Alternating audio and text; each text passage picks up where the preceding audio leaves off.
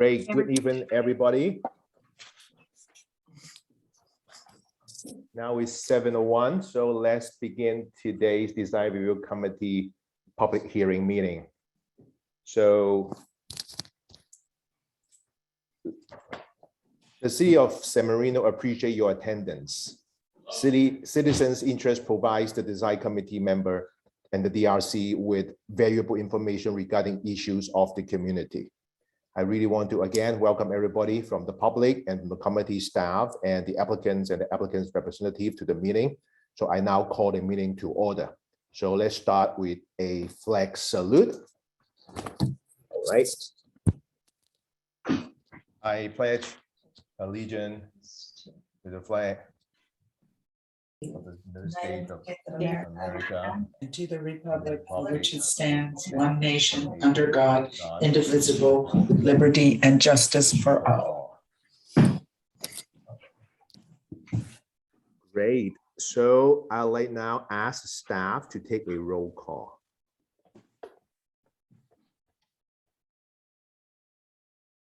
One moment, please. So between Alicia and Yes, so, sorry. Committee member Chang. Here. Committee member Getsel Spotnage is absent. Committee member McKay. Present. Alternate committee member Tony Chow. Present. Alternate committee member Rick Chow. Present. Vice Chair Laycock Present. and Chair Peter Wong. present. Thank you. So tonight we have a full committee with the exception of committee member Benich. So next, I want to recap that the agenda is posted 72 hours prior to the meeting at the following locations: San Marino City Hall, San Marino Public Library, San Marino Recreation Department, and the San Marino website. Comments about the design review hearing procedures are as follows. Each committee member has received plans and has reviewed every item on the agenda and visited each site. The general order for the hearing each case will be as follows. The committee will ask staff any questions they may have. The chair will then ask the applicant or the applicant's representative to comment on the proposal. The hearing will then be open to the public, and the chair will ask for comments for, against, or about the project. Staff will provide a brief explanation on the public comment process for this meeting. In all cases, please come forward and give your name and address. At the conclusion of the public comments, the applicant will have a chance to respond, and no further comments from the public will be accepted. The chair will then ask for comments from each of the committee members. If there is no motion for approval or denial, the DRC has the option of continuing the application to a future meeting. In the event of a denial, it is hoped that the applicant will have heard comments during the public comment period and during deliberations that will be useful in resubmitting an application. It is important for the property owner to understand that once a project is approved by the DRC, the drawings will become legal documents. If any changes are made to the project subsequent to approval without obtaining proper approval of those changes, then the property owner is in fact breaking the law. There is risk of having to change the project back to the originally approved design or paying a fine to the City of San Marino equal to the greater of 5% of the project valuation or 2,500, and then resubmitting the changes made to the project to the DRC.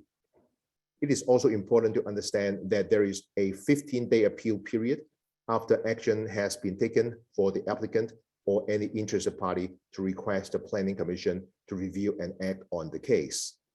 After all of the agenda items have been heard, 2 DRC members will conduct the open, we have no open forum at this virtual session, so there will be none after this meeting.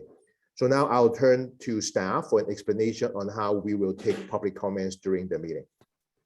So I'm going to summarize in the interest of time. We will take them 2 different ways. You can use the raise your hand feature through the Zoom module here, or you can press *6.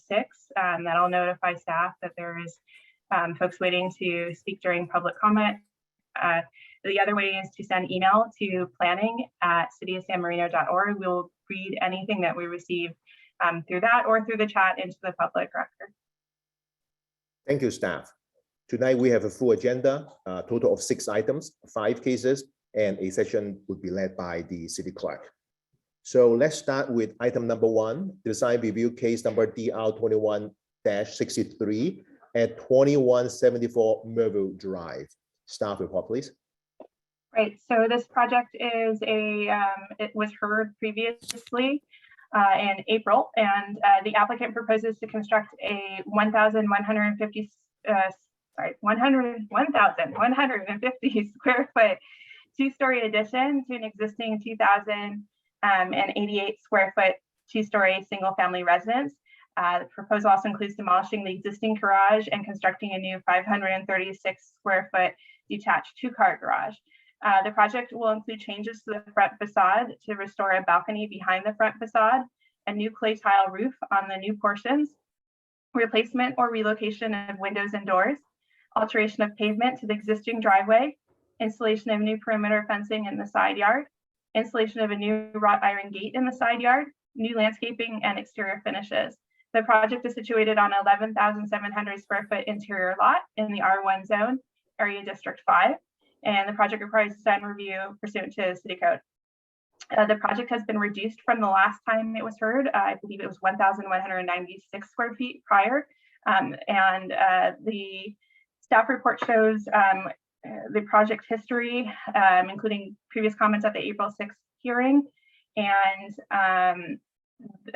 changes, also the staff report includes some of the changes to the scope of the project or to the details of the project, which I'm sure the applicant will be able to explain. There is proposed demolition of trees. They're seeking the removal of 3 trees, two of which fall under the city's classification of protected trees.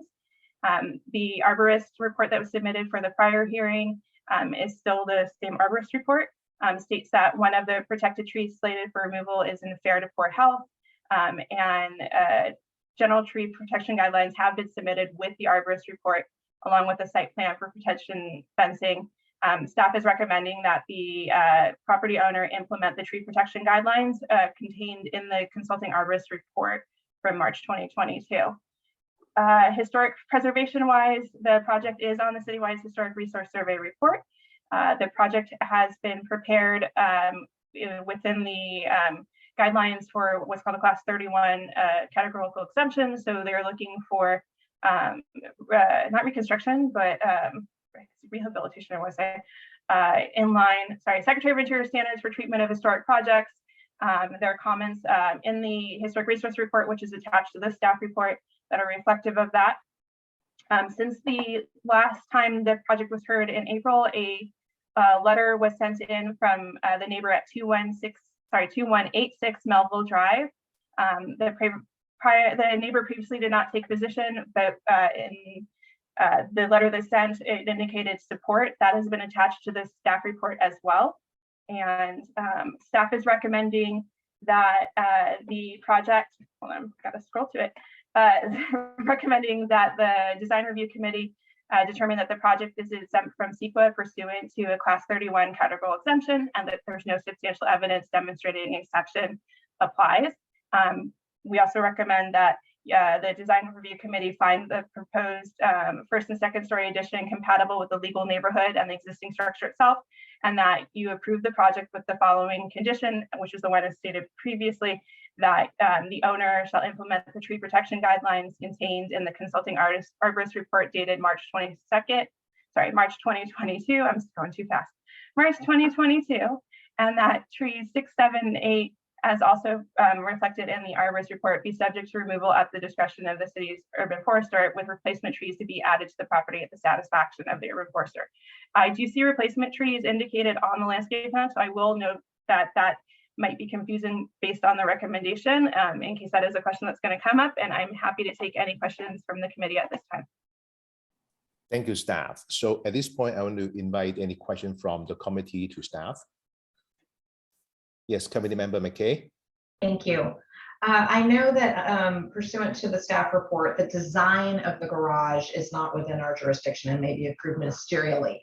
But has staff confirmed that the setback of the new location for the garage is compliant with the code on the rear and east side yard property lines?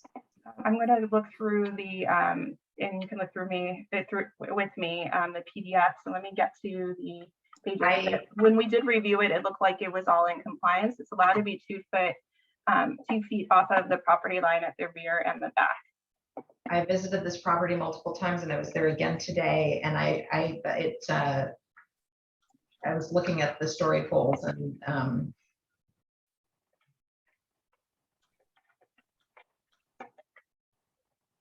so on so 9 of the PDF, page 9 of the PDF, and I need to reduce my screen a little bit here so I can see it.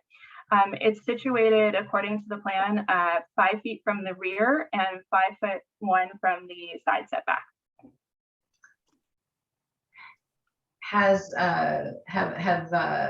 Is that, I mean, is it consistent with the way that it's mapped out right currently? I see that that's the design, but I suppose that's what's going to dictate.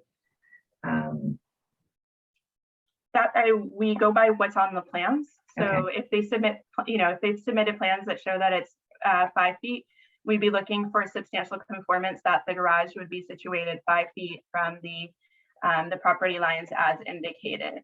I'm just looking to see if it's indicated. It looks awfully close, and the staff report is unclear because it says approximately 5 feet. Right. So we do say approximately because sometimes measurements can be off an inch or two, but we'd be going off of what the plans basically say, and we look for substantial conformance. So substantial conformance might be an inch here or an inch there, but not like 8 feet or a 3 feet difference, I would say, so that it would be closer to the property lines.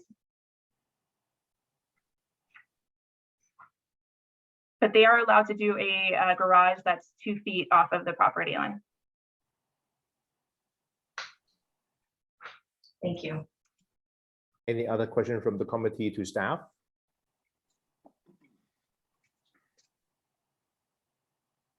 Okay, seeing none, I'd like to now invite the applicant or the applicant's representative to present the case. Hey, my name is Rob Tyler. I'm the architect for the project. I'm joined tonight by Dave Chen, one of the owners, as well as Carrie Chasteen from Sapos Environmental to answer any questions about the historical comparison and evaluation. Great, Rob, if you can also state your address, that'll be great. My address is 80 South Lake Avenue, Suite 500, Pasadena, California, 91101. Thank you. And our company name is Tyler and Kelly Architecture. So just to kind of recap a bit here, the genesis of this project is to really take a dilapidated home and bring it into the 21st century. As such, the existing structure doesn't have some of the niceties and things that people in a modern living context take for granted. It has no master bedroom to modern standards. It has no den to modern standards, and it's got a really, really tiny and poorly laid out kitchen. And so, in order to make this project sing in the 21st century, the addition of those things were really the program requirements that were given to me by the owners. I think in the context of modern homes in San Marino, that those are generally reasonable requests. Last time we were with you, you asked us to look at the relationship of the neighbors who are also with us tonight, Brian and Angela, in the middle of your screen, Angela waving there. Thank you very much. We've made contact with them. We've talked about the fence issue, the issue of potentially sharing the landscape between the two properties visually, versus the security afforded by a more solid fence relationship. We've looked again at our program to see what, if anything, we can do to reduce the size of the addition. A few other comments made by the committee included sort of questioning the amount of driveway and the way that the approach to the house occurred. And we've had another look at that. We've reduced the amount of paving for the driveway well below the 25% limit. I forget what the actual number is, but it's contained in your staff reports, less than 20%. You also asked us to look at clarifying the location of the power pole and existing yard on the south side of the property, which we did. Alicia didn't mention this, but she'll confirm, I believe, that she's in receipt of the surveyor's documents stamped and certified that illustrate that that wall and that power pole are not on our property. I'd like to point out a few metrics here that I think are important to the discussion. So we're not doing anything in the front of house, of course, but the front yard setback at 30 is actually 40 feet. The two side yard setbacks, both required to be 8 foot. The east side is over 20 foot, and the west side is over 30 foot, approximately 30 foot. The rear yard setback is required at 30 feet. We've got almost 60 feet. And so we're quite constrained by the position of the existing portico share and the existing beautiful oak tree, which, you know, is the character defining kind of element of this particular piece of property. But there's a very narrow opportunity to improve this building, and we're fitting right in between, you know, those two features of the property in such a way that we think represents a modest accommodation of the program requirements of having a den and a proper master suite. Following our last discussion, I wanted to get kind of a sense of scale in your minds so that you could compare what we're proposing to something that is well known to all of you.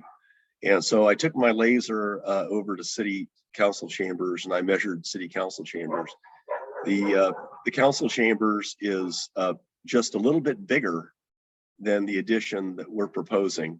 So I think you all have been in that room many times, and it's probably about 15 feet tall, but we're only a couple feet taller than that to the plate line. But the footprint of what we're proposing is actually smaller than council chambers. The historical context is also important. You have the report from Saphos.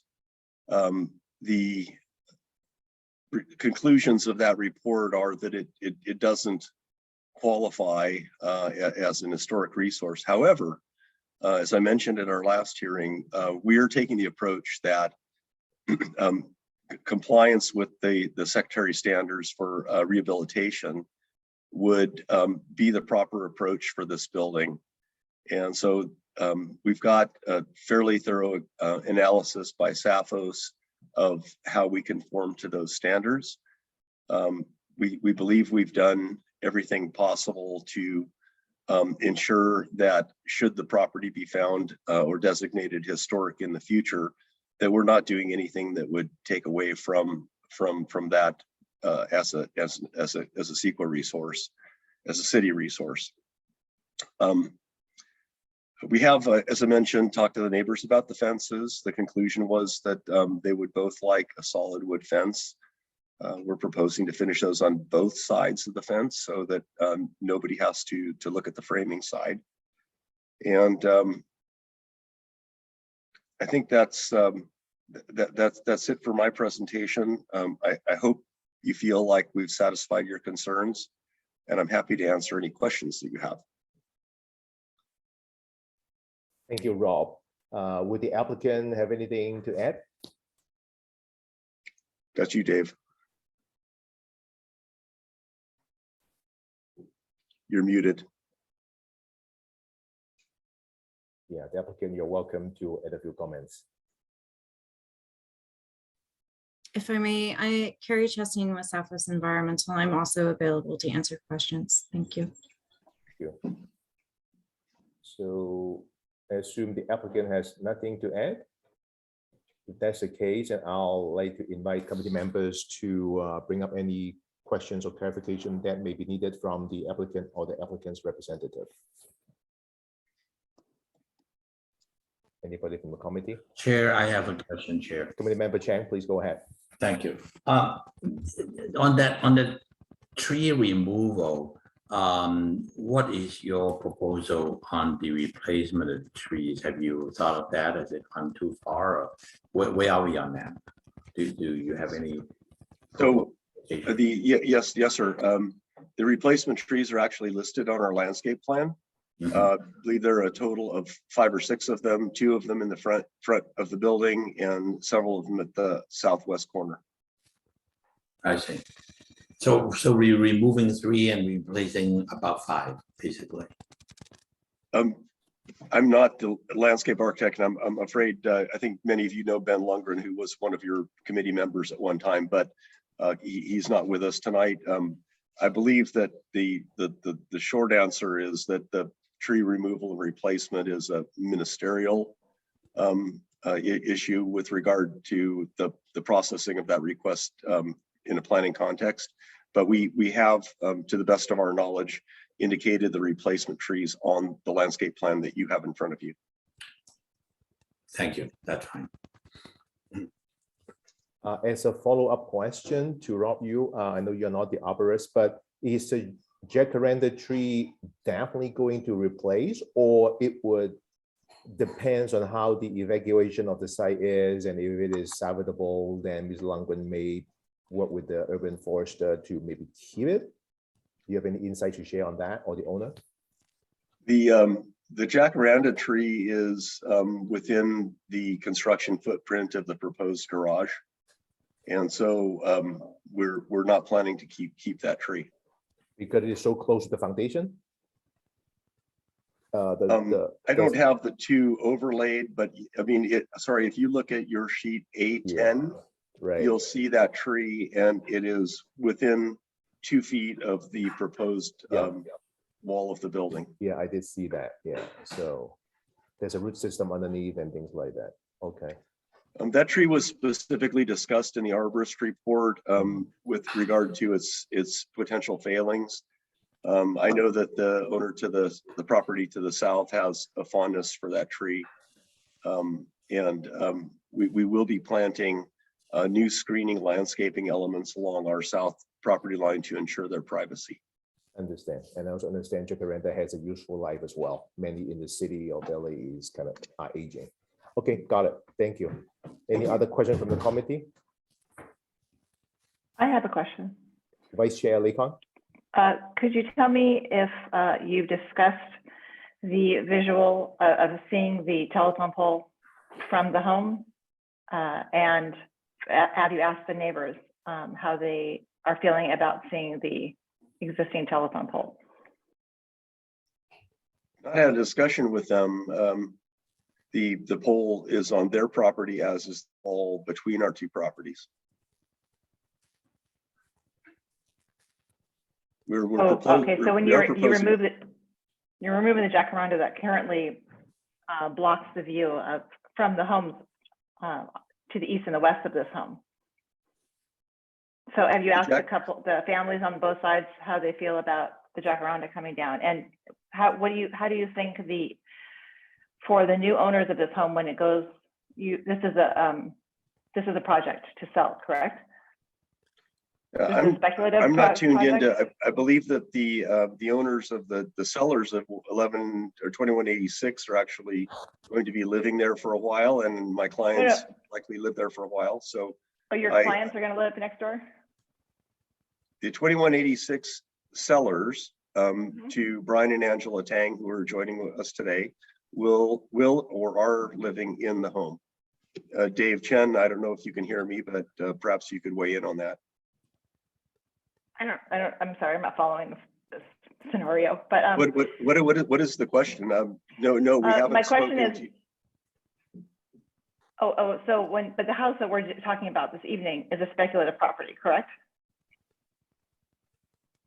That's what you said last time. So my question is, how do you, if you don't have a tall tree that will camouflage that telephone pole, how do you think that will impact the value of the property in the future?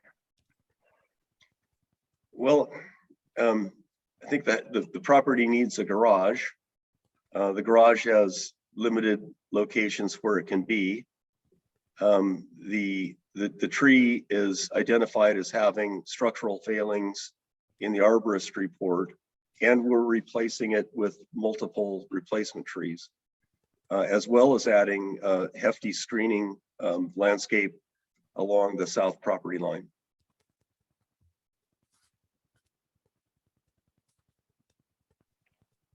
Okay, thank you. Chair, I have a couple of questions. Yes, alternate member Rick Chow. Thank you. So my question is to Mr. Tyler and perhaps the owner as well. So just to help me to understand, I think I got it. So currently, the neighbor to the east is 2186 Melville. And currently that is occupied by the Pins, but the property is getting sold to the Tangs. Is that correct? That's my understanding. I don't know what the status of escrow is. You have the Tangs with you here tonight? Okay, can we have someone clarify that once for all? Yeah, we're the Tangs, Brian and Angela here, and we're currently living in 2186 Melville, so we did move in, yes. Okay, so you move in, it's your home. Yes. Okay, all right, thank you. So back to a question to Mr. Tyler and the owner.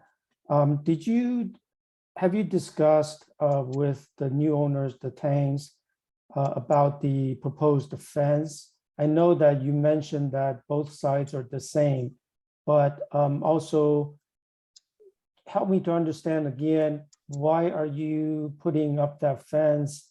For what purpose? And have you discussed with them? Are they very happy with that? They don't mind seeing the fence as opposed to seeing the hedges.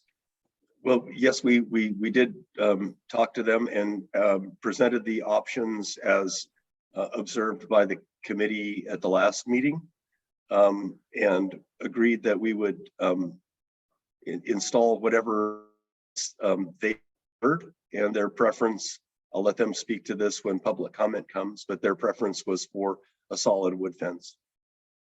Even it's on their side.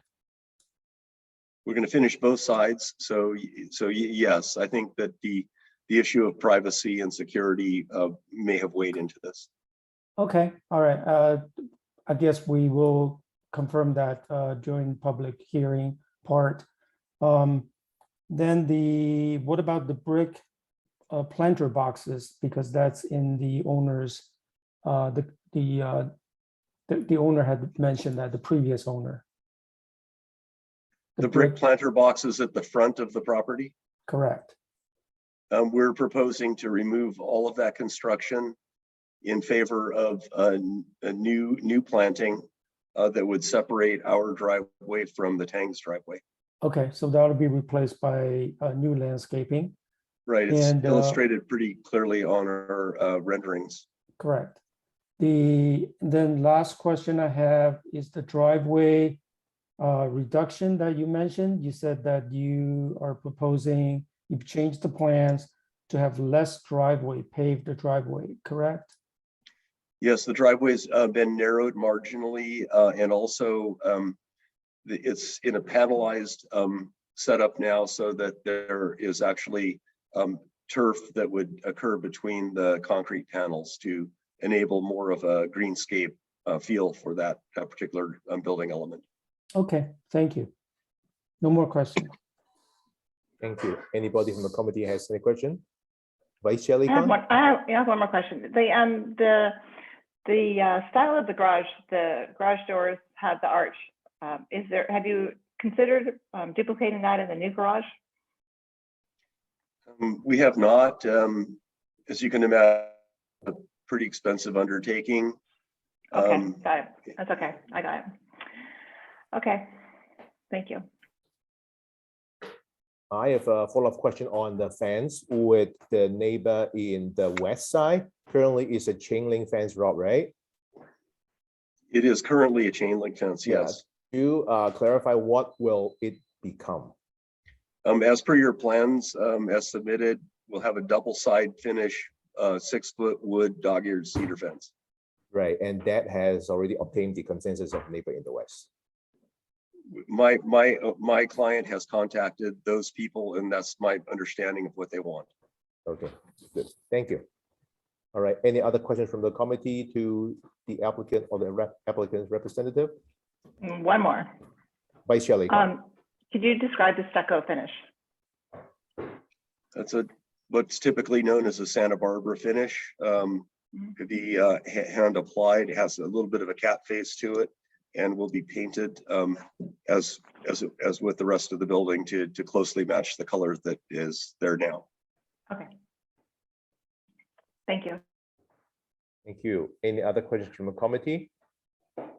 If not, I would like to thank the applicant's representatives and then invite public comments. Anybody online or sending questions to staff, please?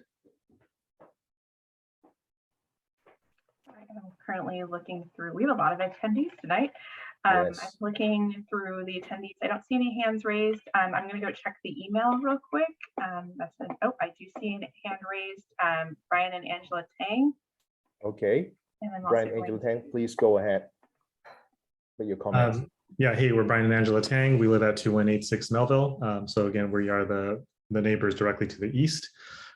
Before I sort of, describe our questions and concerns, I do want to establish some context here that, we did just move into this house about 2 weeks ago.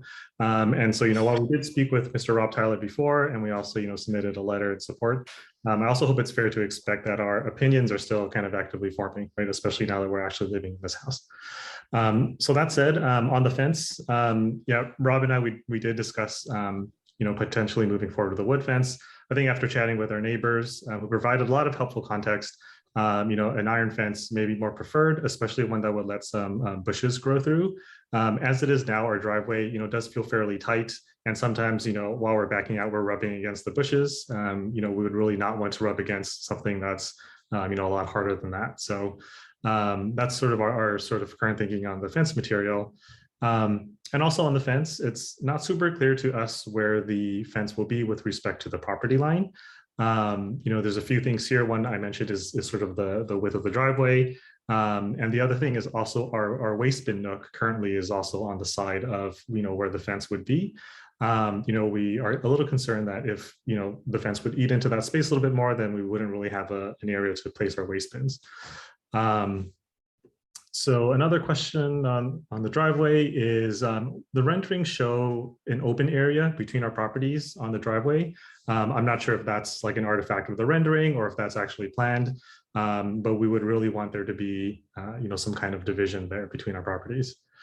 And then something that's been touched on is the removal of the trees that would make the power lines more visible.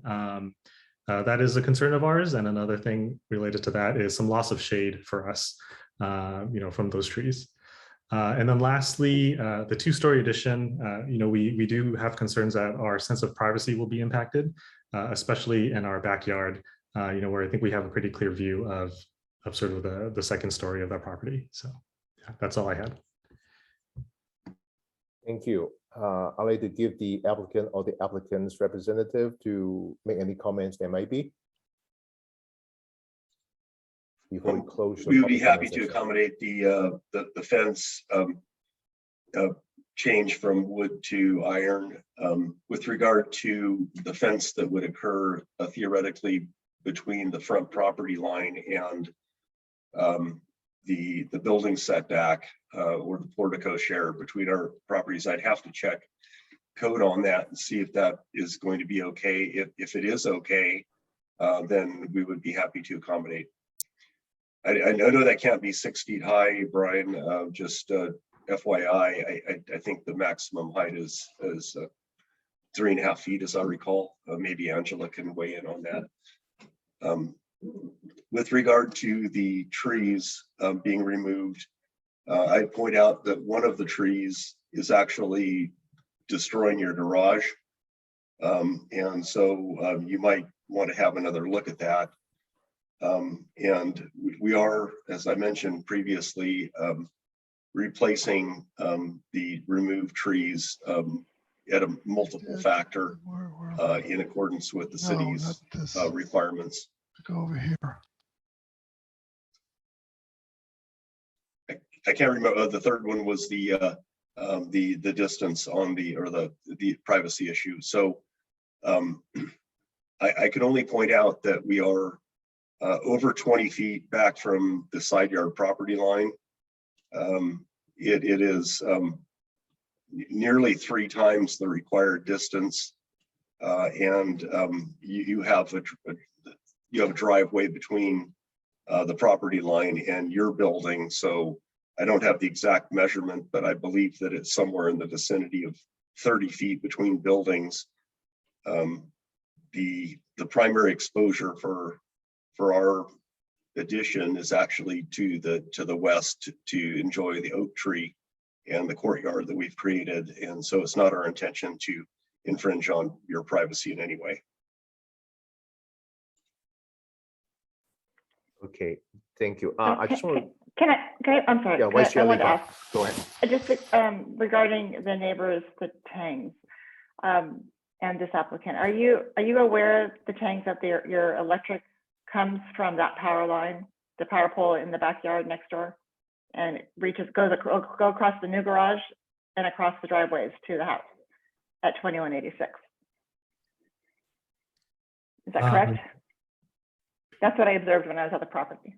Yeah, I guess we've seen the power lines, but we haven't thought about like where they actually connect to. So my thought, what I noticed was that your power is coming from that power pole in your neighbor's property. So it will now be crossing, it already is doing that, but you don't notice it as much because there's trees. So I don't know what the height of that garage is going to be, the new garage. So close to the power pole. I don't know the distance between the power line and the new garage, because the backyard does slope down. It's 12 but feet. You're not going to raise it up. Like I noticed that the addition is raised up so that it's the same height as the front of the house.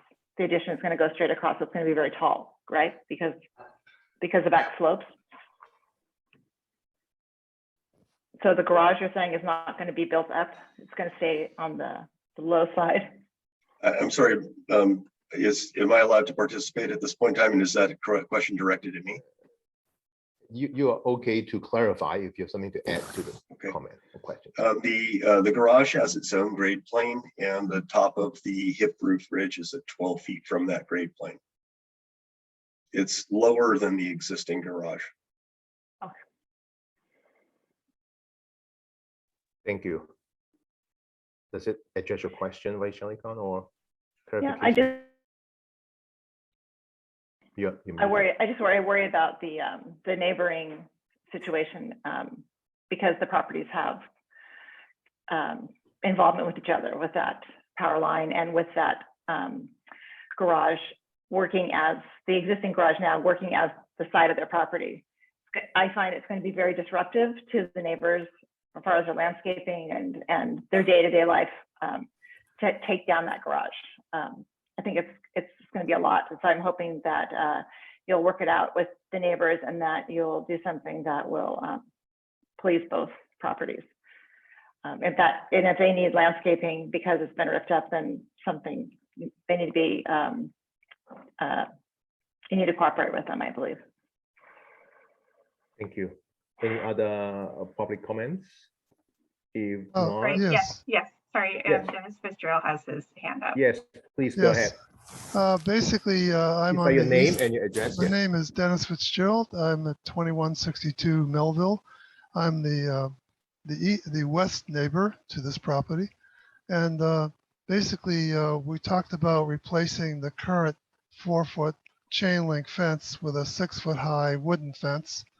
And basically, I propose that we will reuse the pipe that was used in the chain link fence to accommodate the new fence.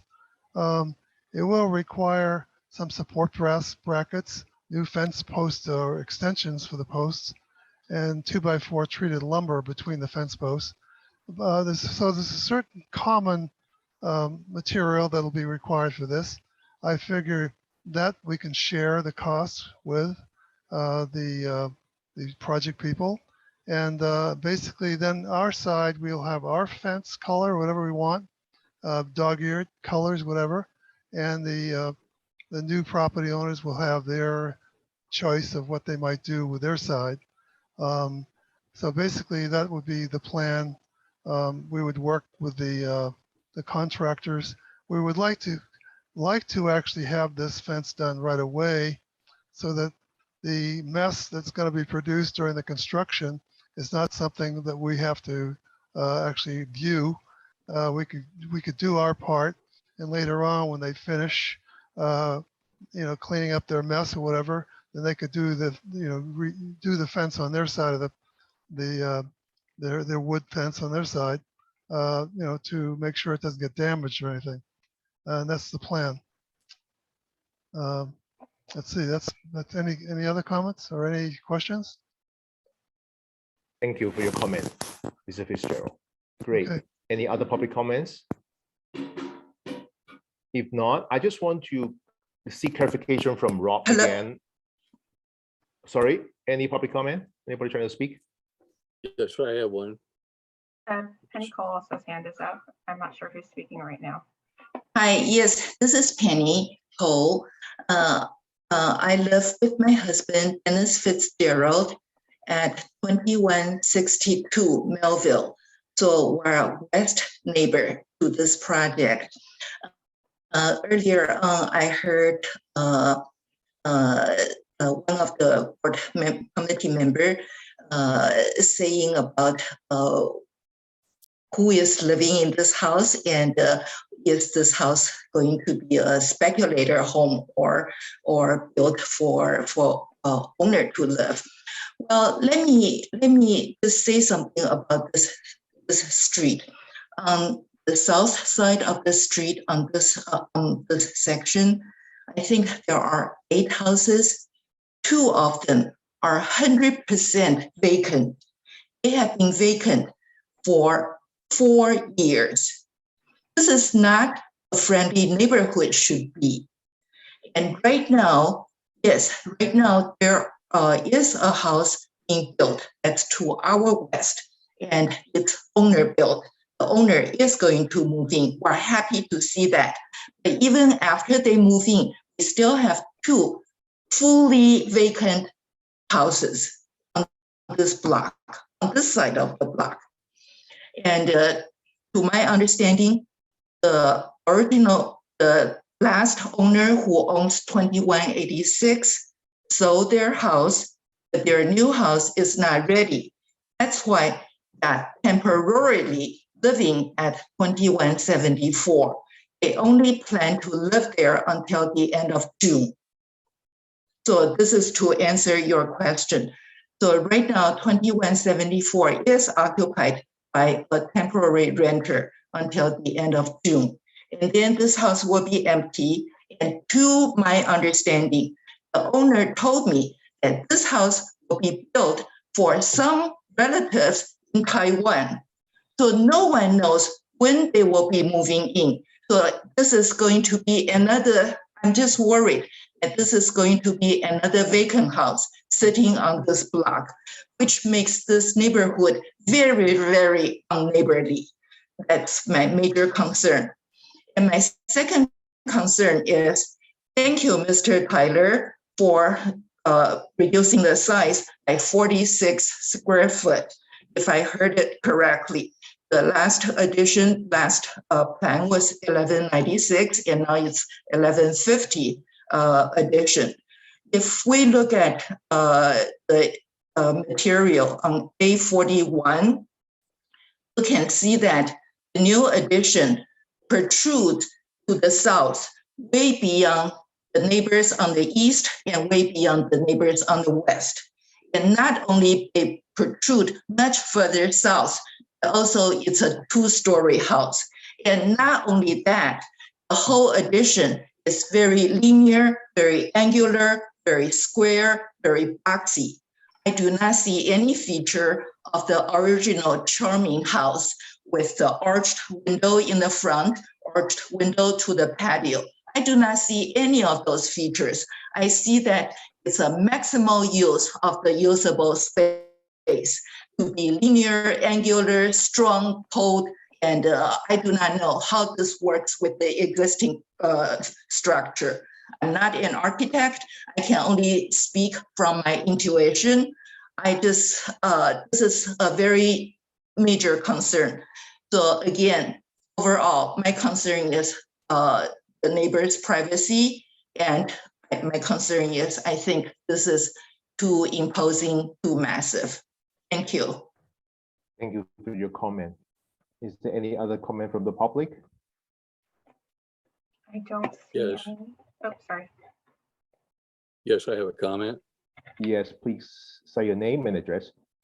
Yeah, my name is Mitch Demkich. I live at 2175 Melville Drive. I've lived here for 38 years, and I have some concerns. I know there's a lot of promises being made that they're going to do this and they're going to do that, but I'd like to ask Mr. Tyler, and maybe Mr. Chin's on here. Did Mr. Chin and Lisa Pan, did they own the house 2 years ago, $900,000, $1,900,000? Were they the owners? You're allowed to make comments. You're not allowed to make questions. This is the public comment session, but bring up your questions if you have. Okay. And because in October of this last year, this home sold for a little over $800,000. So the ethics and what's going on there, that kind of bothers me. And when Mr. Tyler says this home is dilapidated, I knew the people that lived there until they sold, until he passed away, till the family passed away. I don't think it was dilapidated. And if it is, why are you just putting an addition and the home is not being leveled? Don't understand that. A lot of things are being said. To Penny's comment, there are many homes on Melville, on this block, that are vacant. And I asked Mr. Tyler last time who was going to live there, and he said, I don't know. So I would ask that question again, who's going to live there? I mean, this is just, I guess, a situation where it's going to be another home that's flipped and another home that'll be vacant. San Marino has a major problem. I would ask the design review committee that they need to address and have some type of ruling. And I don't have an idea on it now, but with the city, but something has to be done. There are too many vacant homes in the city of San Marino. They say the city of San Marino is a city of trees, and it's also going to be added as a city of trees with vacant homes. That's all I have to say. Thank you for your comment. Any other public comments about this case? Seeing none, I just want to see a clarification from Mr. Tyler. Is that the neighbor in the east talk about that they have a preference on the particular design of the fence with your property, like iron, metal, whatever? So is there a consensus with the neighbor as to what the design may be? As I mentioned earlier, we'd be happy to put in the fence of their preference. The tube steel fence would work well with the iron that is more decorative at the front of the property and would be fine with us. Thank you. All right. If there is no more public comment, I'll close the public comment session and then begin a committee member discussion. And because of the absence of committee member Bennett, I'd like to invite committee member Rick Chow to be a committee member so that we have a total of 5 voters for this case. So committee member McKay. Thank you. I'm very concerned about the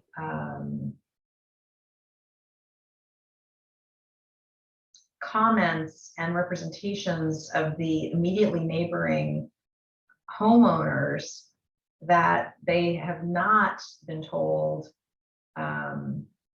I mean, when the presentation was made by Mr. Tyler, I understood that the new homeowners, Mr. and Mrs. Tang, were fully in support of this project, and that was not what I heard from them.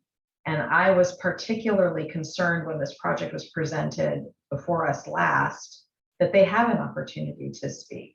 I actually made that comment during my discussion because I felt that if the house was being sold, that it wasn't fair for them to not have comment on such a big project. And what I'm hearing is that they have some serious concerns. I'm also hearing that the neighbors on the other side of this project have serious concerns. And I'm also hearing some concerns from the general neighborhood. So I find it very unfortunate that Mr. Tyler has given a lot of time and thought and effort, obviously, to this project. I can see that. Ms. Chastain is here, but we didn't hear from the homeowner, the applicant. I think that's very unfortunate given that he's here. I would have liked to have heard from him and have him speak to some of these things because these are the neighbors, and to address them. And now they seem like they're not addressed. So I want to hear from my fellow committee members, but I have serious concerns about approving this project tonight. Thank you. Committee member Chang.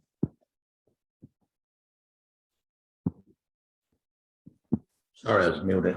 I think architecturally, I think the architect had done a decent job, but I am also surprised to hear the neighbors.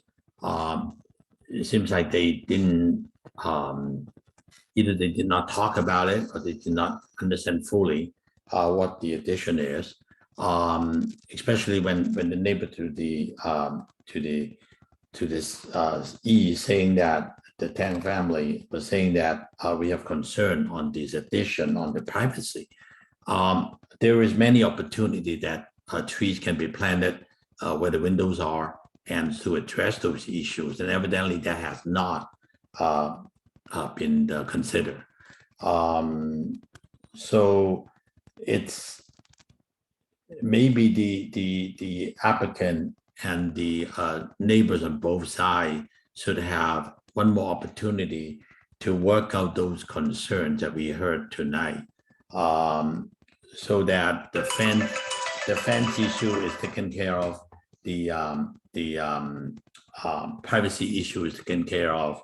I think we need to work those out before we move forward.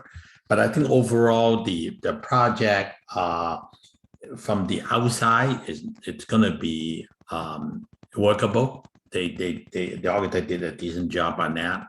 But with the neighbors' concern, I think we really need to give them one more opportunity to work those out. That's my take at this time. Thank you. Alternate member Rick Chow. Thank you, Chair. I totally agree with what had been said by my colleagues. I think one thing that compounds the problems for me is the lack of presence or voice from the owner who is actually attending the meeting tonight. And we have all these concerns from the neighborhood. I mean, we are very proud of our city, our homes, and we are very proud with our neighbors, how we conduct ourselves and trying to build the community. And when these questions kept popping up, and the only person can address to that, Mr. Chan, it just opting out. So I just don't think that's really helpful. I really think that needs to change. And to the specifics, so I think that's really one of the big factors. And I hope that Mr. Tyler can understand where we're coming from. And when you work with the owner, just go like, you guys need to show up. You guys need to explain what's going on, your thinking, and the residency, all these concerns. And to the neighbors concerned to the east, the new neighbors on the block, I totally understand. I mean, they've only been there for 2 weeks, and like Brian said, they're still forming their consensus. They're trying to get their north, south, and east, west. So their concerns brought up today, I think they're all valid. They're thinking, well, maybe the best fence for us perhaps could be not something as opaque. It's more of an iron fence, so we don't completely lose the greenery and allow the hedges to kind of grow through. I think that's something that needs to be discussed. Need a little bit more time to work with Mr. Tyler and the owner, address your concerns. The same thing that has been brought up quite a few times is the power pole. What can we do to mitigate that eyesore if you take out that tree there? These need to be addressed. And then to the neighbor to the west, Penny and she made very good points to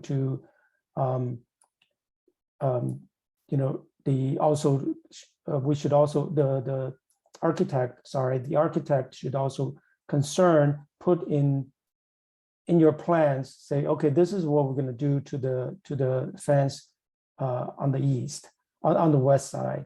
We're going to utilize the current chain link fence pole, and we're going to install wooden fence as they requested, so they can go ahead and shelter themselves a little bit from the construction. All those things I think needs to be addressed. So with all those concerns and comments, I'm not sure at this point. I guess I could be supporting a continuance, and I'd like to hear my other committee members' comments. Thank you. Alternate member Tony Chow. Yeah, hi. So I think, given the architect's objective and the building itself and what's under our scope, I think it's a pretty digestible plan. And honestly, looking at the rendering, I think it looks like it would present quite well upon completion. But with that said, obviously, we hear it at this meeting today is the rendering obviously looks more spacious than the reality, and that's why neighbors on all sides have some points to make. But yeah, from our scope, I think for the building itself, the objective that was presented, I think they did the best they could. And I think we're just kind of at the final ends of details. But you've also heard that the committee and neighbors, everyone's kind of giving suggestions, and I think the easiest way to kind of just tie this up with a bow is have those few details ironed out, and that way you're not listening to multiple opinions, and for us to have to think through that as well at the meeting. So yeah, that's my opinion. Under our scope, I think it's almost there. But yeah, just a few more details. Thank you. Thank you. Vice Chair Laycon. Thank you. I would like I think I cannot support it based on the massing, because the massing extending so far to the south is also causing the garage to be pushed so far to the south, which is prohibiting you to keep the tree that blocks the power line. the power pole. I think that your house extending deeper than the two houses on either side is a problem. It's also going to be very high because you're lifting it so that the roof line is the height of the front of the house. So I think it's going to look very massive when it's completed. So I think that that should be reduced to accommodate the, to fit better in the to be more compatible in the neighborhood, and also to address the privacy issue that the neighbors brought up to the east. I also find the privacy to be a concern now for the neighbor to the east. And I also think that the neighbors to the east and this applicant need to decide the property line and to come up with a plan that accommodates both the homes. There's a lot of people that live in San Marino that have this same problem. My friends have gone through this. They work together, putting the wall where it can accommodate both cars from both sides, where it can accommodate people's trash cans. I mean, this is something that it doesn't even, I don't believe even goes to the architect. It's something that is worked out between the two owners of the two properties, because you're going to be so close to each other. You're going to be hearing them daily, and you become friends with them because you're right there. They become part of your extended family, and it's usually can be really nice if the neighbors are really nice and work with you, which is what we were really hoping we can come out of this. So if whatever we decide as a committee, if we decide to continue it, I would hope that the applicants, the owners, will be appearing. It's Chen and a woman who I believe is on here also, Pan, somebody. So if they could come discuss this with us or come back with the neighbors plan, that would be really helpful. And I want to bring up a point that I think we all kind of forget is during this process, it's the architect presenting the plan, and the architect is here, and the architect's goal is to get it approved. And then after this is over with, in some instances, the architect is no longer involved with the project. It's now up to the contractor and the builder and the homeowner. So what we're discussing with the architect is all great, but if it's not on that piece of paper, it might not be executed the way we think is going to happen. So we really need to be clear in this with this project, because of the impact it's going to have on this neighbor that shares the side property wall. So I think it's something important, and we can't really take it, we can't leave it to hope that it's going to work out. So, so yeah, based on the massing and how that impacts the rest of the project and the privacy issues, I would not be able to support it tonight. Thank you. Thank you, Vice Chair Lee-Kon. I want to repeat comments made by my fellow committee members, but I do want to highlight a point, which is the legal lot size of the property is 12,000 square foot. The actual size is less than that, but the sheer fact that the front yard has a 40-foot setback, meaning the property and the backyard is a lot smaller. So by squeezing the maximum livable space of 36,000, 30% thereof into a much smaller space would make the property massing inconsistent to the building itself. On paper, it is a number that is given by guidelines, but in the practical sense, when I walk to the site, the poles and whatnot make the proposed structure really massive. So I believe last time we talked about this big massing, which is not consistent with the property on itself. So I do not feel that the architect and the owner have taken that to heart. There are good works done from previous meeting to now. So I commend the architect and the team on that. But I believe the massing still is very, very big. As a neighbor pointed out, it is like 50 square foot reduction. I'm not going to give a number, but I really want to ask the owner and the architectural team to go to the backyard and take a look. you are at the backyard enjoying some sunshine and you're having a huge block in front of you. The fact that, yes, we are just building the size of the council chamber, but you're building it in 2 stories. So you're building a quarter of City Hall or something like that. It is a huge block. If it's a 1 story, it is different structure. So I will stop right there, and I cannot support the project tonight either. So as such, will there be a motion?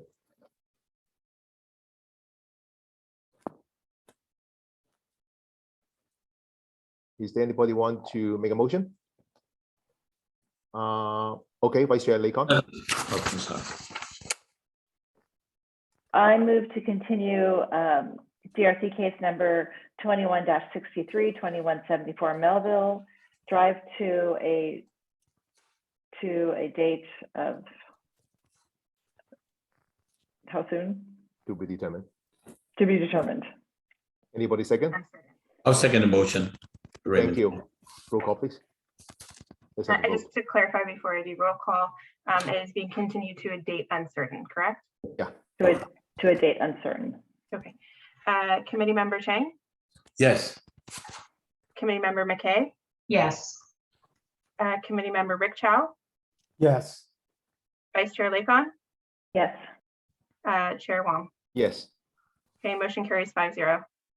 thank you. I hope the team can take it to heart and have a very workable project next time with consensus with the neighbors. I can see and approve and quickly complete the project would make it occupiable and would make the street with more activity.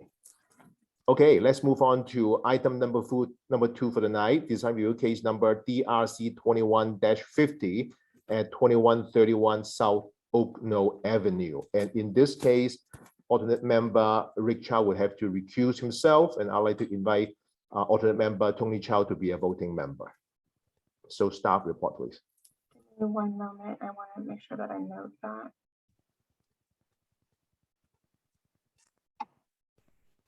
Okay, so we have 4 voting members for this item. No, we have 5. Sorry, 4. No, 5 because Tony Chow is voting Yeah, but Rick, on behalf of Benich. We have McKay. Oh, right. Okay. Yeah. Ryan, sorry, I forgot that All the right. Rick Chow is an alternate. My bad. Okay. Okay. Thank you. Okay, so this project is for the replacement of an existing motorized driveway gate, actually gates, with new gates not to exceed 5 foot 8 inches in height, and it also proposes exterior changes to the stucco of the pilasters, it's a property developed with an existing 2-story residence located in the R1 zone area District 2. No changes to. Sorry, I'm looking at the wrong thing. Now that I'm looking at it, I don't know how that happened. Okay, so I'm realizing that the staff report somehow that was uploaded was the staff report from December 2021 and isn't reflective of the staff report that was done, or the date just does not. No, it's the wrong staff report. I apologize. I've never had this happen before.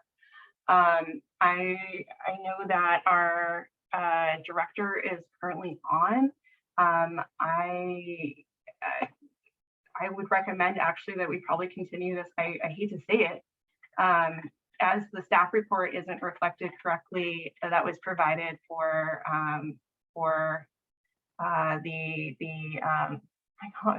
the committee. I'm just sorry. I'm like speechless because this has never happened before. The plans that are provided are the correct updated plans. If you do want to move forward with those, but the staff report itself is not correct. And looks like the motion's probably on the, it's never happened to me before. The motions would be correct and it is noticed correctly on the agenda. Director Figueroa, is there anything in terms of advice that you can offer here? Can you repeat what the deficiency is in the staff report versus what's reflected in the plans? The staff report is reflective of what was submitted prior when it was heard at the beginning of 2022, so January 5th, 2022. A staff report was prepared that was basically updated on the plans that were provided more recently. Again. So can you what's be the spec- differences? Yeah. Yeah, please be specific, please. There are changes to the gates, but the pilasters have changed in height. So if I'm going off of the recommendations, or sorry, the noticing, it was to replace existing motorized driveway gates with new gates not to exceed 5 feet 6 inches in height and less than 25% opaque, and make changes to the associated pilasters not exceeding 6 feet height on a property with an existing residence. So the notice and the plans are reflective of each other? The notice and the plans are reflective of each other, and the agenda is reflective of each other, of the plans as well. Mr. Chair, I believe you can continue with this item. I will leave it up to, I would recommend that the committee continue. If the committee does not feel comfortable with that, then my recommendation would be to move this item to a date certain.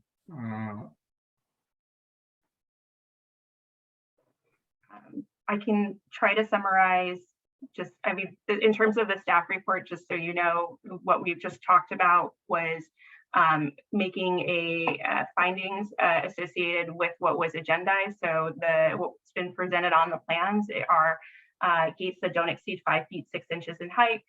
They are showing that the openings are less than 25% opaque, and the pilasters will not exceed 6 feet in height on the plans. Yes, in my opinion, I think we do have a case that we can discuss in the meeting. So let's proceed.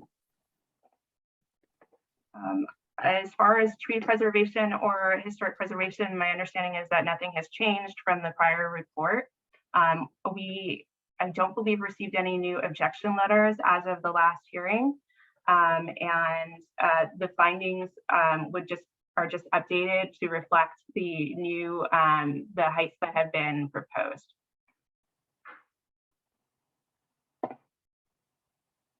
And the recommendation, sorry for that part.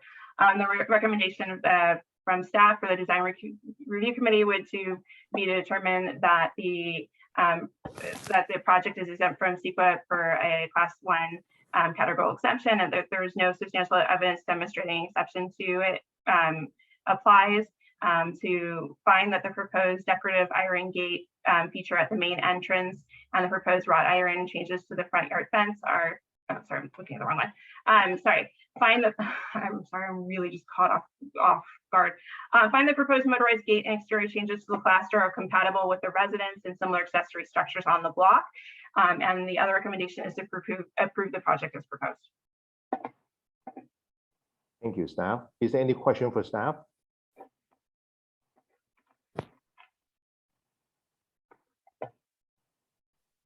The question.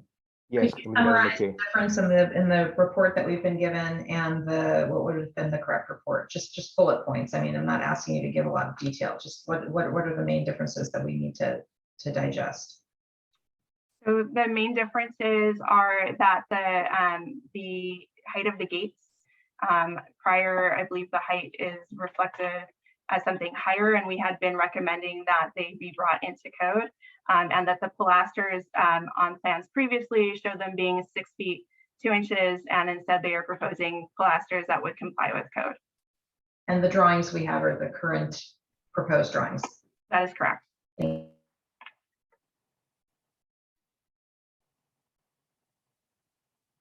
And staff, in short, the current heights are in compliance. The proposed height for the south gate and the north gate, which is the project, they are proposing in compliance with the code. In compliance, means they are going to be compliant, and so are the pilaster heights. Right. So when I say they will be, we assume that with everything that it's a proposed project and that what they're proposing is in compliance with the code. Good. Thank you for the clarification. Anybody? This is the question I have. I just want to make sure that the staff report is recommending to meet code, because I don't think the design review can modify that anyway. So am I correct on that, staff? Yes. So So the only way we can approve it is approve it per code. And so what's in front of us, it appears to me that they have met the code requirement as far as the height and both the pilaster and the fence, and together with the cap is still within code allowed height. And that, so we're gonna act on based on that understanding. I just want to make sure that that's clarified by staff that it is the code requirement that the staff report would recommend for approval. Right, and prior, when it came the first time, they were asking for pilasters that were slightly above code, and we recommended a condition that they be brought down below code. Since then, they've revised the plans. Well, since then, you continue the project, and they've provided revised plans that show the pilasters and the gate both to be according to what's allowed by code. Correct. Thank you for clarification. Any other questions from the committee to staff? I can, Vice Chair but I Laycock? think it might be for the applicant. They have already reduced the height of the pilasters from what I gathered by looking at the property. So the height that the pilasters are now are the final height. Would you like to ask the applicant or ask staff? I can wait for, if staff is not sure, I can wait for the applicant. I think that's a proper question for the applicant. They provided us with pictures, which could be renderings or it could be existing. Okay, thank you. Any other questions from the committee to staff? Seeing none, I'd like to invite the applicant or the applicant's representative to present the case. Thank you. Good evening. My name is Everardo Garcia. I'm with LCRA Architects in Pasadena, and I'm here representing our client who resides at 2131 South Oak Mill Avenue. We were here in our last committee meeting, and we did receive comments from committee members. So we took those comments back, did study that, and this submittal represents revisions based on your comments. First, I want to start with the actual gate and columns. Just as a reminder, the gates and columns are in their existing location. Basically, what we had proposed was a remodel of the gates in order for them to match the new house that's about to be finished.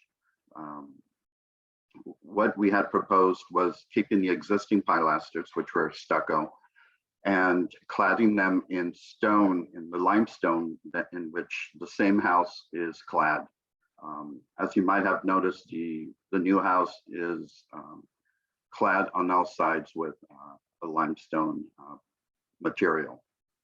So we had proposed the columns to be clad in the same material in order to keep a consistent style and relate to the new home, as well as a new gate design that matches the architectural style. What we have done in interim, we have reduced the height, as the plans will show. We did reduce the existing walls, and to note, the existing walls were originally higher.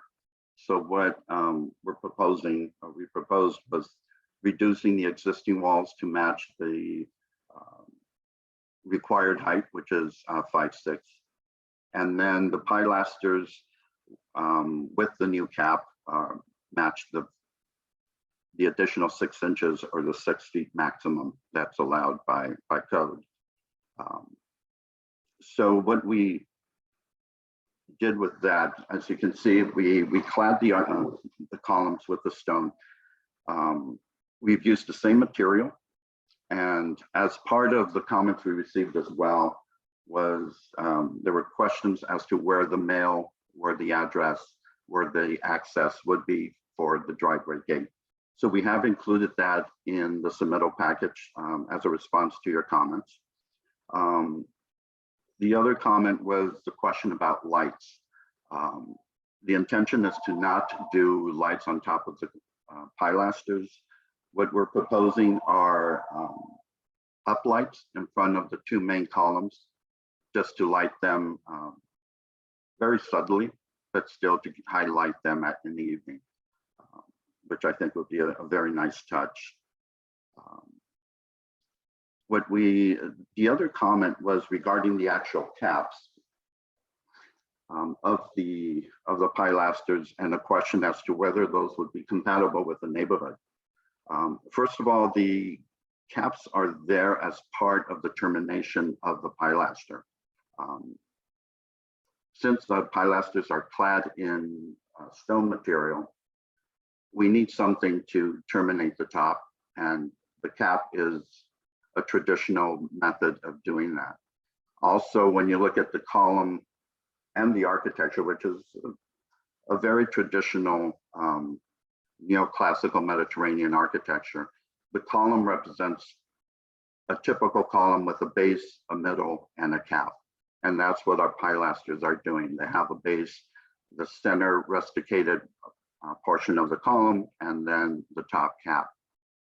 We also looked at the surrounding houses. We did a walk up and down the street, and we were able to find examples of additional houses in the neighborhood that also have caps. They have caps in different materials.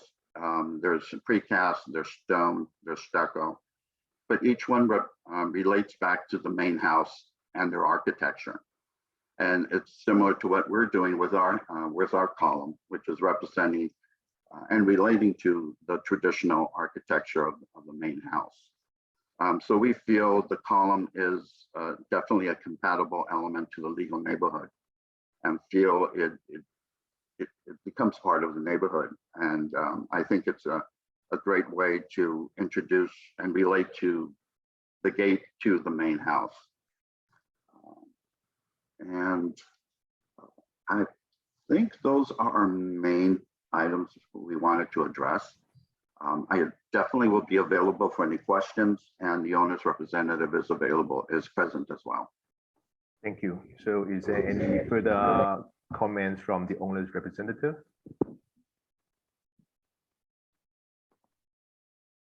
Apparently not. Then if that's the case, I'd like to ask if there's any question from the committee to the applicant.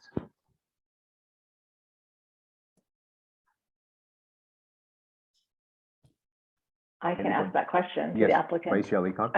Has the pilasters already been reduced to the size that they will be? Yes, I believe what's out there currently has been revised to match the new heights. Great, thank you. Committee member McKay? Did you raise your hand? No, okay. No. Also member Tony Chow? Just a point of clarification. Is the wrought iron gate gonna represent as it is in the plans, or is that just general? That is the current design proposed for the gate. Okay, got it. Great, thank you. Thank you. Any other question? I have one. Is that are the current pilaster already cladded? Yes. So this is the finished product. It is the finished product that has the actual stone as well. And the cap would be like what it is now. Pardon me? And the shape and the size and the scale of the caps will be what it is now. Yes. They did, one of the comments that was brought up previously is once we reduce them, if the panels would match and they would be even, they have been adjusted to be equal. So I believe the four sections of stone all are equal as well, have been revised to match. Thank you. Can you elaborate on the uplights? I'm not sure I find that explicit enough on the drawings. If you can share, or you can tell us how it's done. We do have on the plan, we show the location of the uplights. Okay. And then we also show a spec for the uplight. You have to talk to the microphone if you are trying to speak. Oh, I apologize for that. We do have an uplight. You can tell it what page? On the second page. Second page. Second page, we have the call out for the uplight. It would be located in front of the pilaster, providing light upwards and just grazing the face of the pilaster.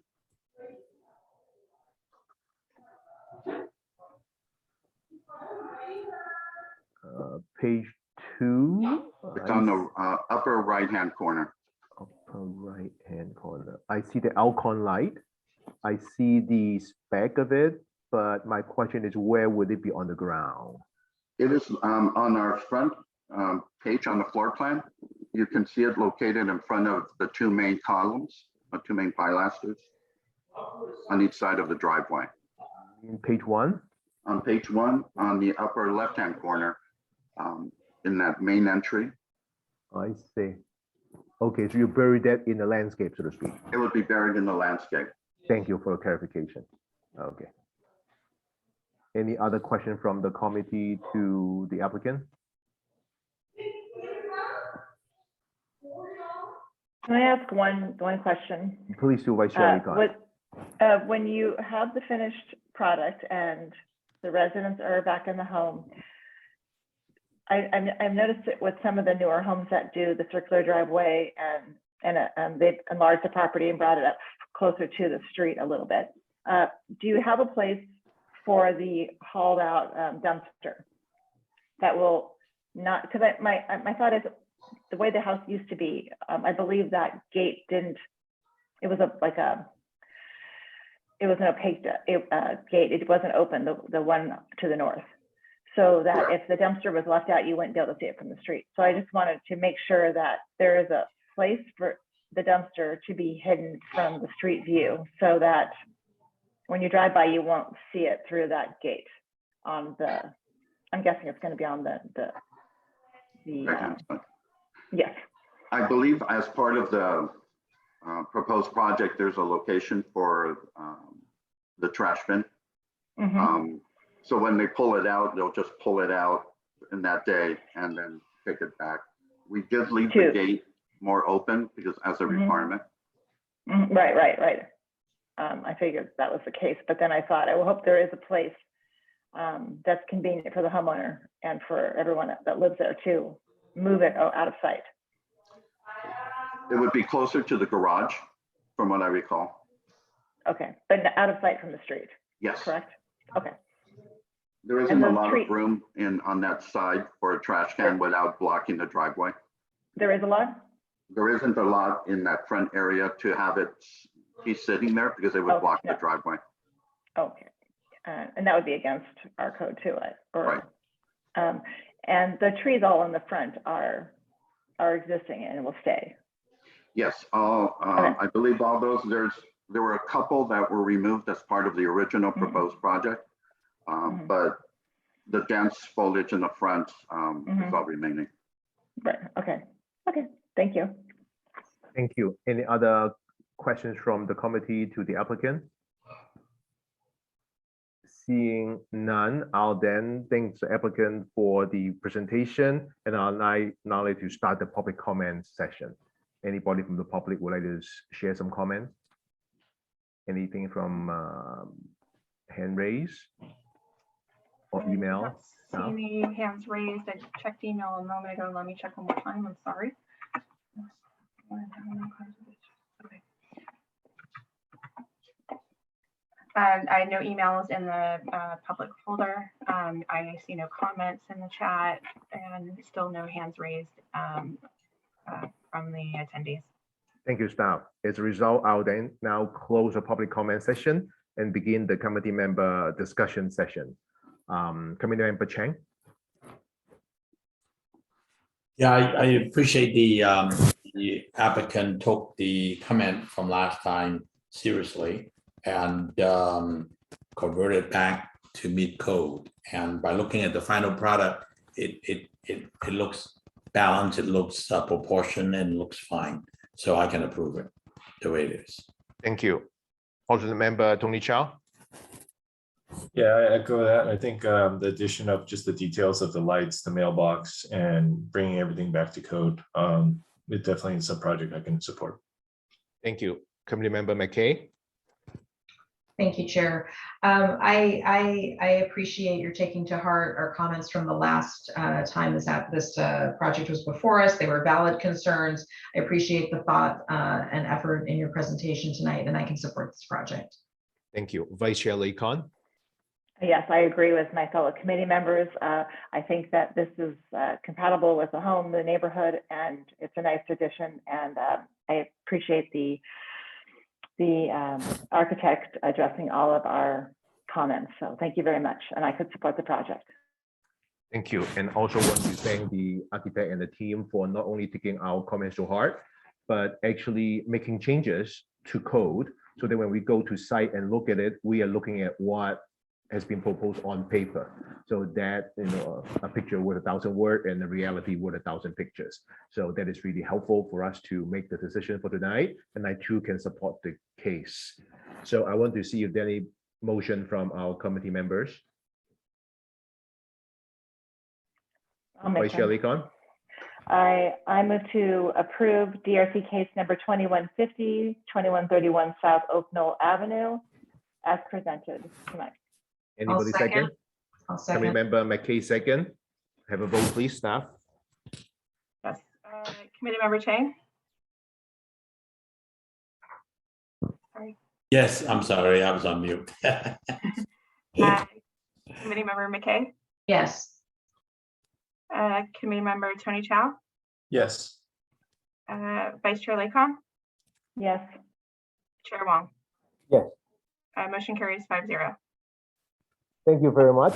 Now Thank we're you. going to move on to item number 3 for tonight, design review case number DRC 21-72 at 2046 South Oak Knoll Avenue. And in this case, I would like to invite alternate member Rick Chow to come in to fill the slot of the absent committee member Benish as a voting member. So staff report, please. Hi, good afternoon. Yes, so for item number 3, DR 2172 for 2046 South Oak Knoll Avenue. The applicant is proposing to replace, the site has an existing wall with pilasters and wrought iron with a driveway gate and pedestrian gate. The applicant is proposing to remove the wrought iron within the existing framing of the front fence and replace it with new wrought iron design. Currently, if you visited the site, there is these horizontal wood features that are no longer going to be proposed, and instead it's going to be this new wrought iron design. And as well as this project is proposing a new security gate, which is also wrought iron, to the main entrance of the residence. The existing gates with the fence and the pilasters does have a permit from 1989, and there's also new landscaping that has been installed that are currently very small hedges, but that could have a potential to grow, but at this moment are just in their beginning stages. With that being said, I'm available to answer any questions. I also know that the applicant is available to answer any questions as well. Thank you, staff. Is there any question from the committee to staff, please, at this point? Yes, I do have questions. Okay, Alderman member Rick Chow. Thank you. So the question to staff regarding the fence is, are they only proposing to change the fence that's facing the street? So meaning that they're not replacing the fence to the west and to the north and the south, on the sides? Yes, only the fence facing the street. Okay. Is staff aware that the fences, they're basically like 4 different styles on the property? The gate is like one style, and then the majority of the fence along the street, Oak Knoll, is one style. Then to the south, that's another style, and then to the north, that's another style. I just wonder if have you noticed that, the staff? There is there is a difference between fencing, and then there, on top of that, there was a difference because of the changes that were done without approval.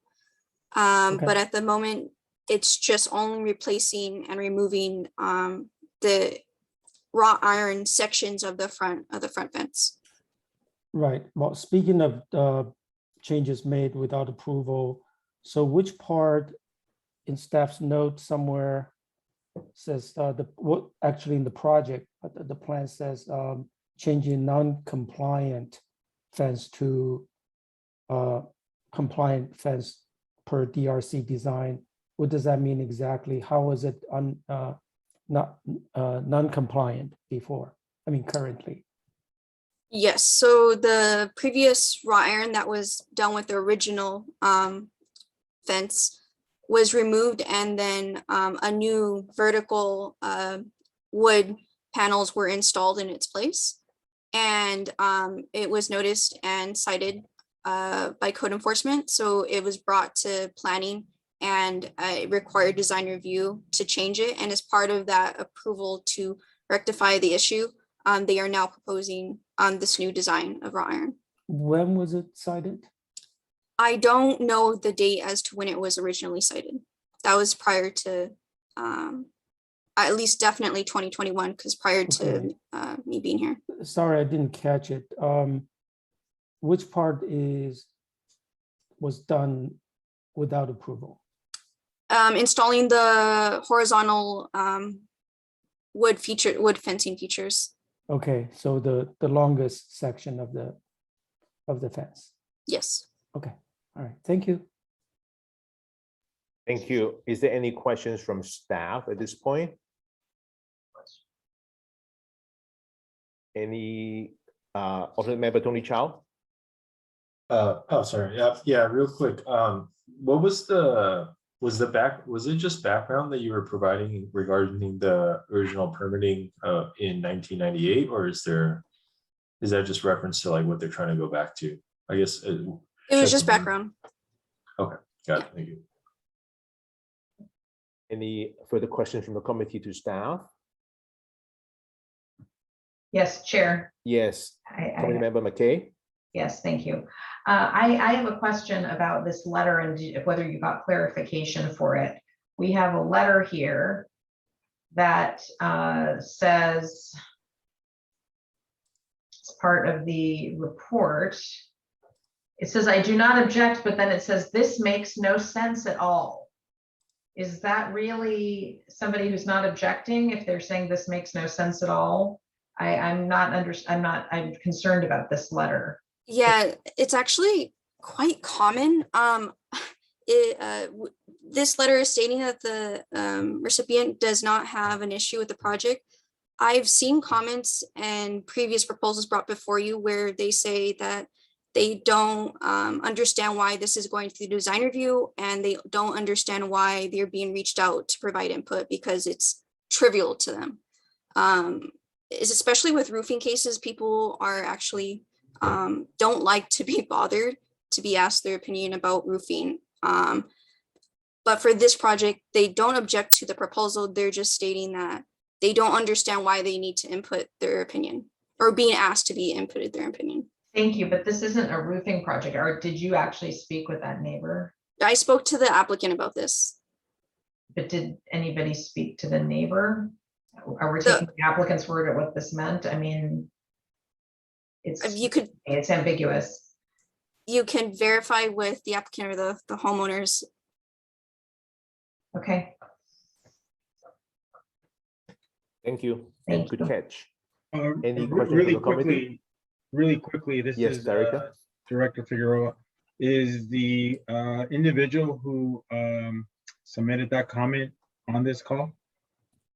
Oh, I'm sorry, on this meeting? You're asking if the I'm asking person is in the public right. I'm asking arena. staff So they if the person recognize. is in the public arena, please raise your hand or speak up. I don't see the name as one of the attendees currently listed.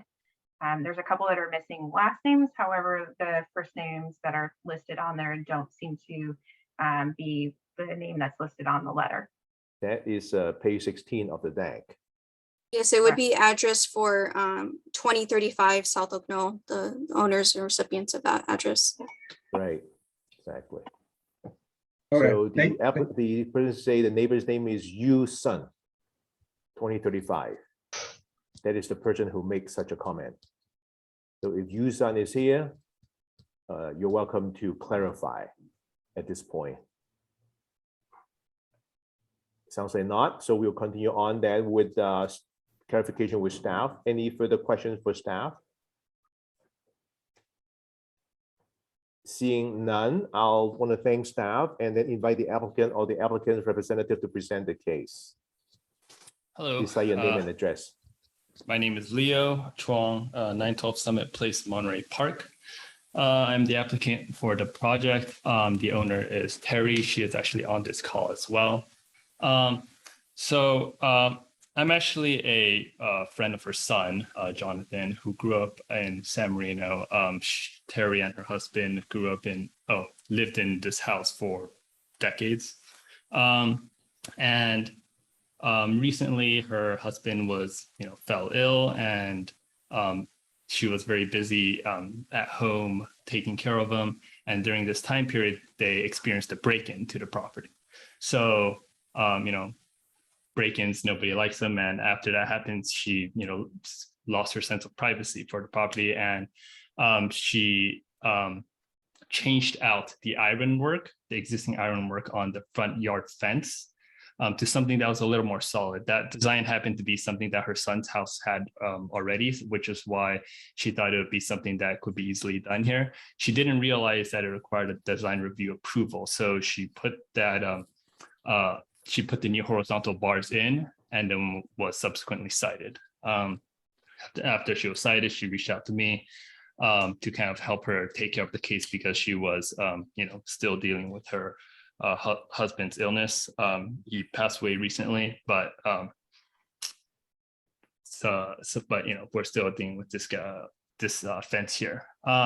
So our proposal to her was that the horizontal bars not approvable in San Marino. It's not compatible with the house. So we told her that we'll go with something that respects the traditional style of the house a little more.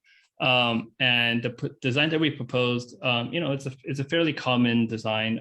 We didn't want to go too simple because we didn't feel that the design review board would support it. But we also obviously didn't want to go too extravagant because then it wouldn't match the rest of the house. Match the rest of the house either. We are not proposing any changes to anything else. All the pilasters are existing, the paint, the lights, the driveway gate, pedestrian gate, the house number, all of that remains existing. The only things we are proposing are to change the unpermitted ironwork to something that's something more compatible, as well as a new security gate on the front door. The security gate on the front door borrows design from the existing driveway gate, so everything should be fairly compatible. And in regards to the neighbor letter, what Camelia explained was my understanding as well. The owner, Terry, was the one that went around personally and gathered the signatures from the neighbors, and that's what she expressed to me. If she's willing, she can probably clarify later on this meeting. Let's see here. Yeah, so besides that, there are a couple of new hedges at the front. The owner is intending for that to, grow to whatever max height is allowed. So ultimately, the ironwork will be obscured by these hedges, if allowed. Is that it? Let's see here. Yeah, if you guys have any other questions, let me know. Give more comment at this point. I would like to invite the owner to do so that we can run a smooth meeting. Apparently. Terry, do you want to provide any comments? You'll have to unmute yourself.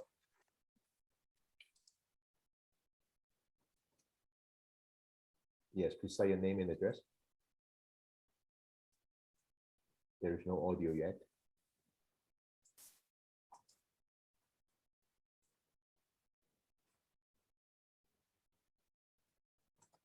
Is the owner trying to speak? She's probably encountering some technical difficulties. This is the first Zoom meeting she's ever done. No.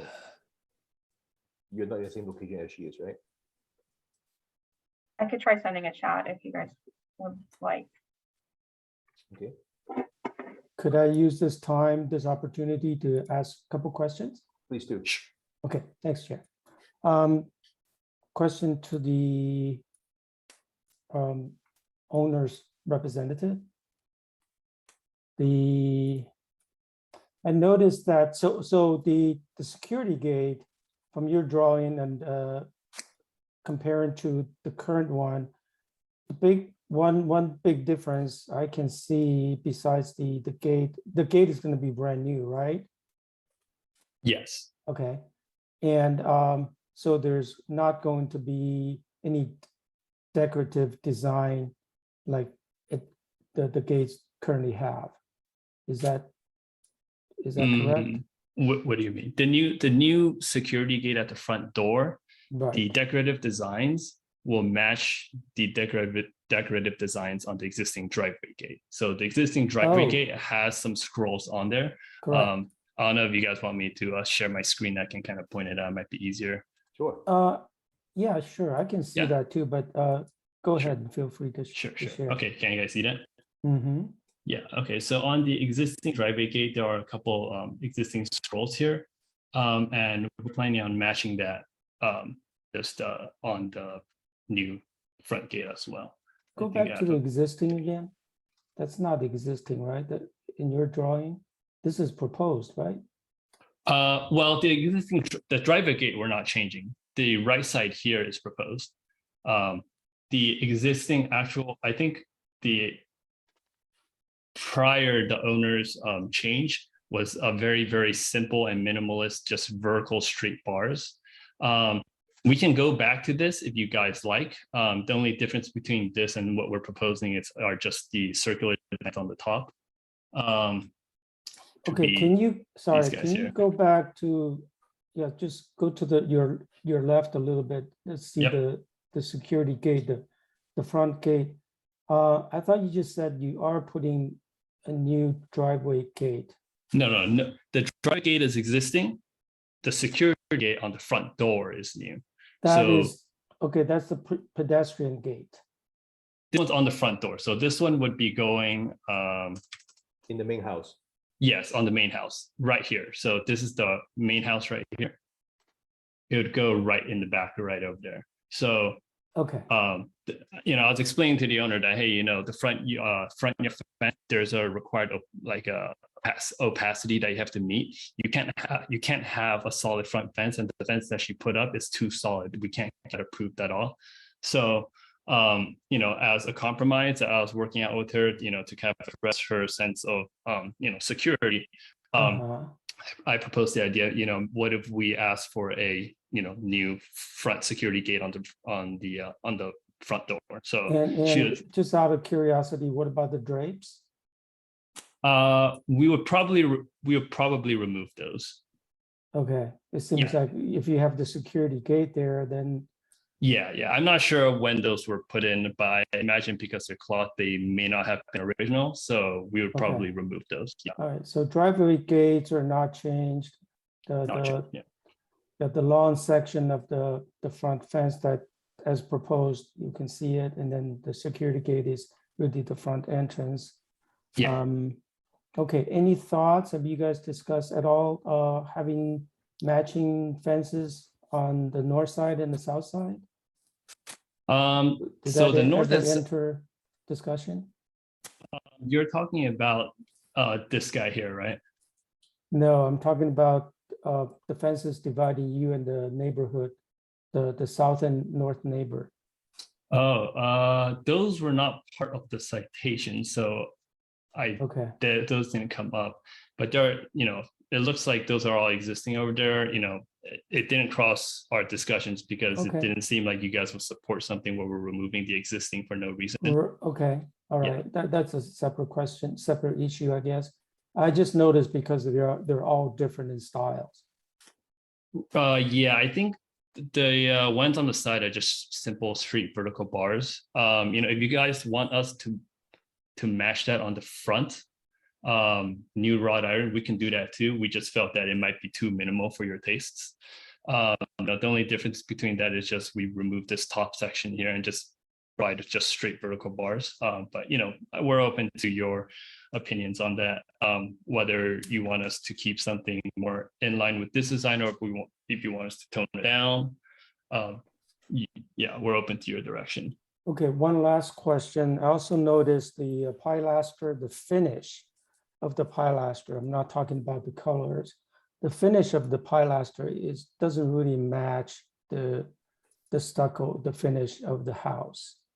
The house has this kind of a mottled look to it, more textured. But the finish of the pilaster, they're much smoother. I don't know if that's something you have noticed. I'm not quite sure about that, but these were all permitted and unchanged, so we didn't consider altering it at all. All right. And you know, when I was there was a lot of vegetation that was on the pilasters. So kind of like, you know, there are some remnants of this vegetation here, so it probably wasn't very obvious. But yeah, it seems like if we altered that, it would probably be expanding the scope a lot more, altering something that's already existing and permitted. Okay, thank you. Any other questions from the committee to the applicant's representative? And if the applicant is ready to share some thoughts, it is not mandatory though. So any questions? Yeah, Chairman, I have a question quickly. Yes, Committee Member Chen. Yeah, to the color of the new proposed fencing, are you matching the gate, the existing gate, or are you painting the existing gate also? How would that look at the very end? You're gonna have two-tone color, the black and the gold, or how is that gonna look? Or it's all- The existing gate prior to the owner, you know, changing it out for something unapproved was purely black. There was no color on it. The only color detail was just that part on the driveway gate. So we're not altering the driveway gate at all, but for the long section, we were intending to just do simple, like nondescript black wrought iron to not, you know, be overly tacky, draw unwanted attention, you know. And it seemed like it would match what was existing there, basically matching more of what was originally permitted. Thank you. That's all I'm gonna. Any other questions from the committee? To the applicant's representative? Vice Chair Lee Khan? Could you describe the security door that you're going to put, like where, you said it's wrought iron. Is it going to be wrought iron? Is it going to be custom made to fit? And can you tell me how that's going to be fabricated? Yeah. So wrought iron usually is always done on site. So, you know, for this type of fencing and for the new security gate, which is going to go right over here, right in front of the front door, those are all done on site. So you would have the craftsmen come out, they would take their measurements, and they have some standard pieces, but they would do most of the cutting and the welding purely on site. You know, some elements, obviously, like the scrolls, are going to be done in the factory beforehand. But when they actually install it, it's mostly done on site. So for the most part, most wrought iron is all custom. So this will be custom? Yes. Okay.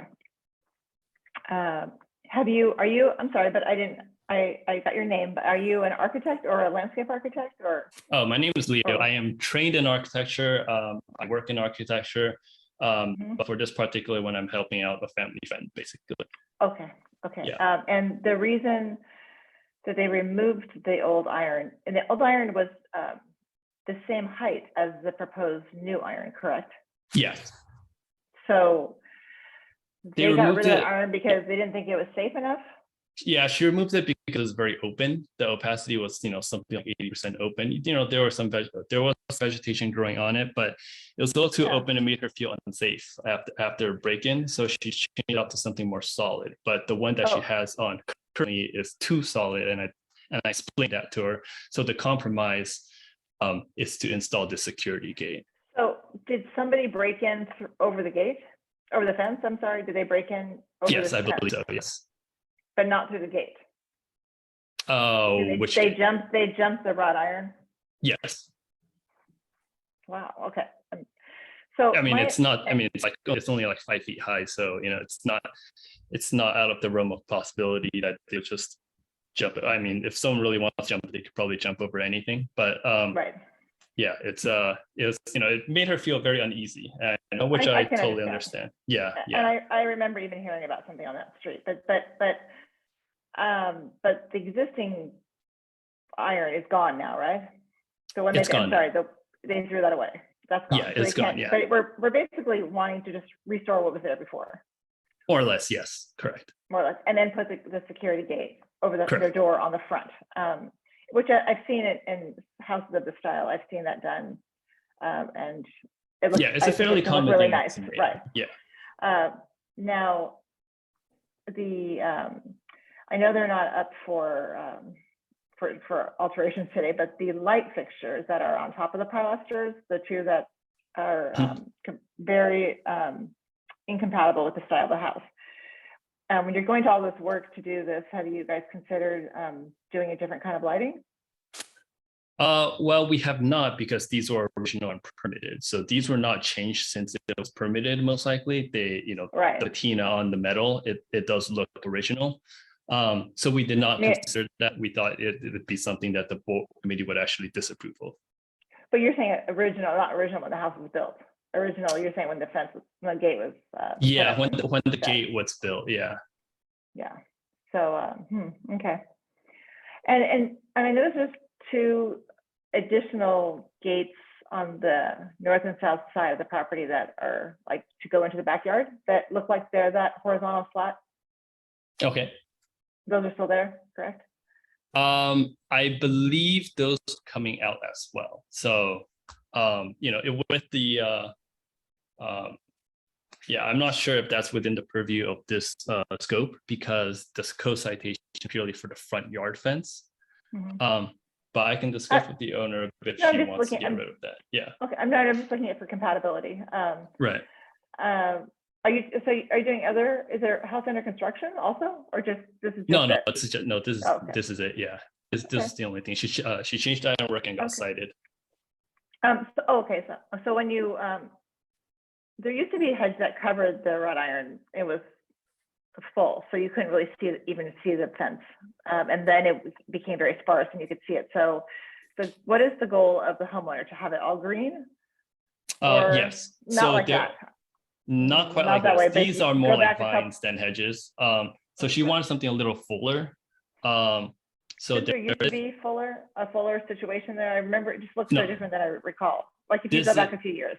This is the one that goes back like 2 years ago. So this is No, but from, if you go back even further, it was all green. let me see if I can do that. Give me 1 sec here. Yeah. Oh yeah, okay, yeah. So tall hedges. Okay, yeah. So they were trimmed at one point. Yeah. So the intention Okay, is so- to go back to this. Yes. Oh, to go back to that. So is there Yes. still room? There's still room to build. Those are hedges that are gone now for vines? No, they've been trimmed. So the currently, let's see if I can find it. There you go. These here. So there are new hedges here.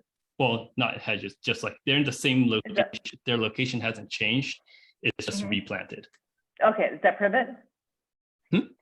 Is that privet? The plan? Possibly, yeah. It's The I three- haven't the wax- checked. Yeah, I haven't checked specifically with the owner which one she planted. Mm-hmm. But to my knowledge, it's very similar to what was there before the vines grew out.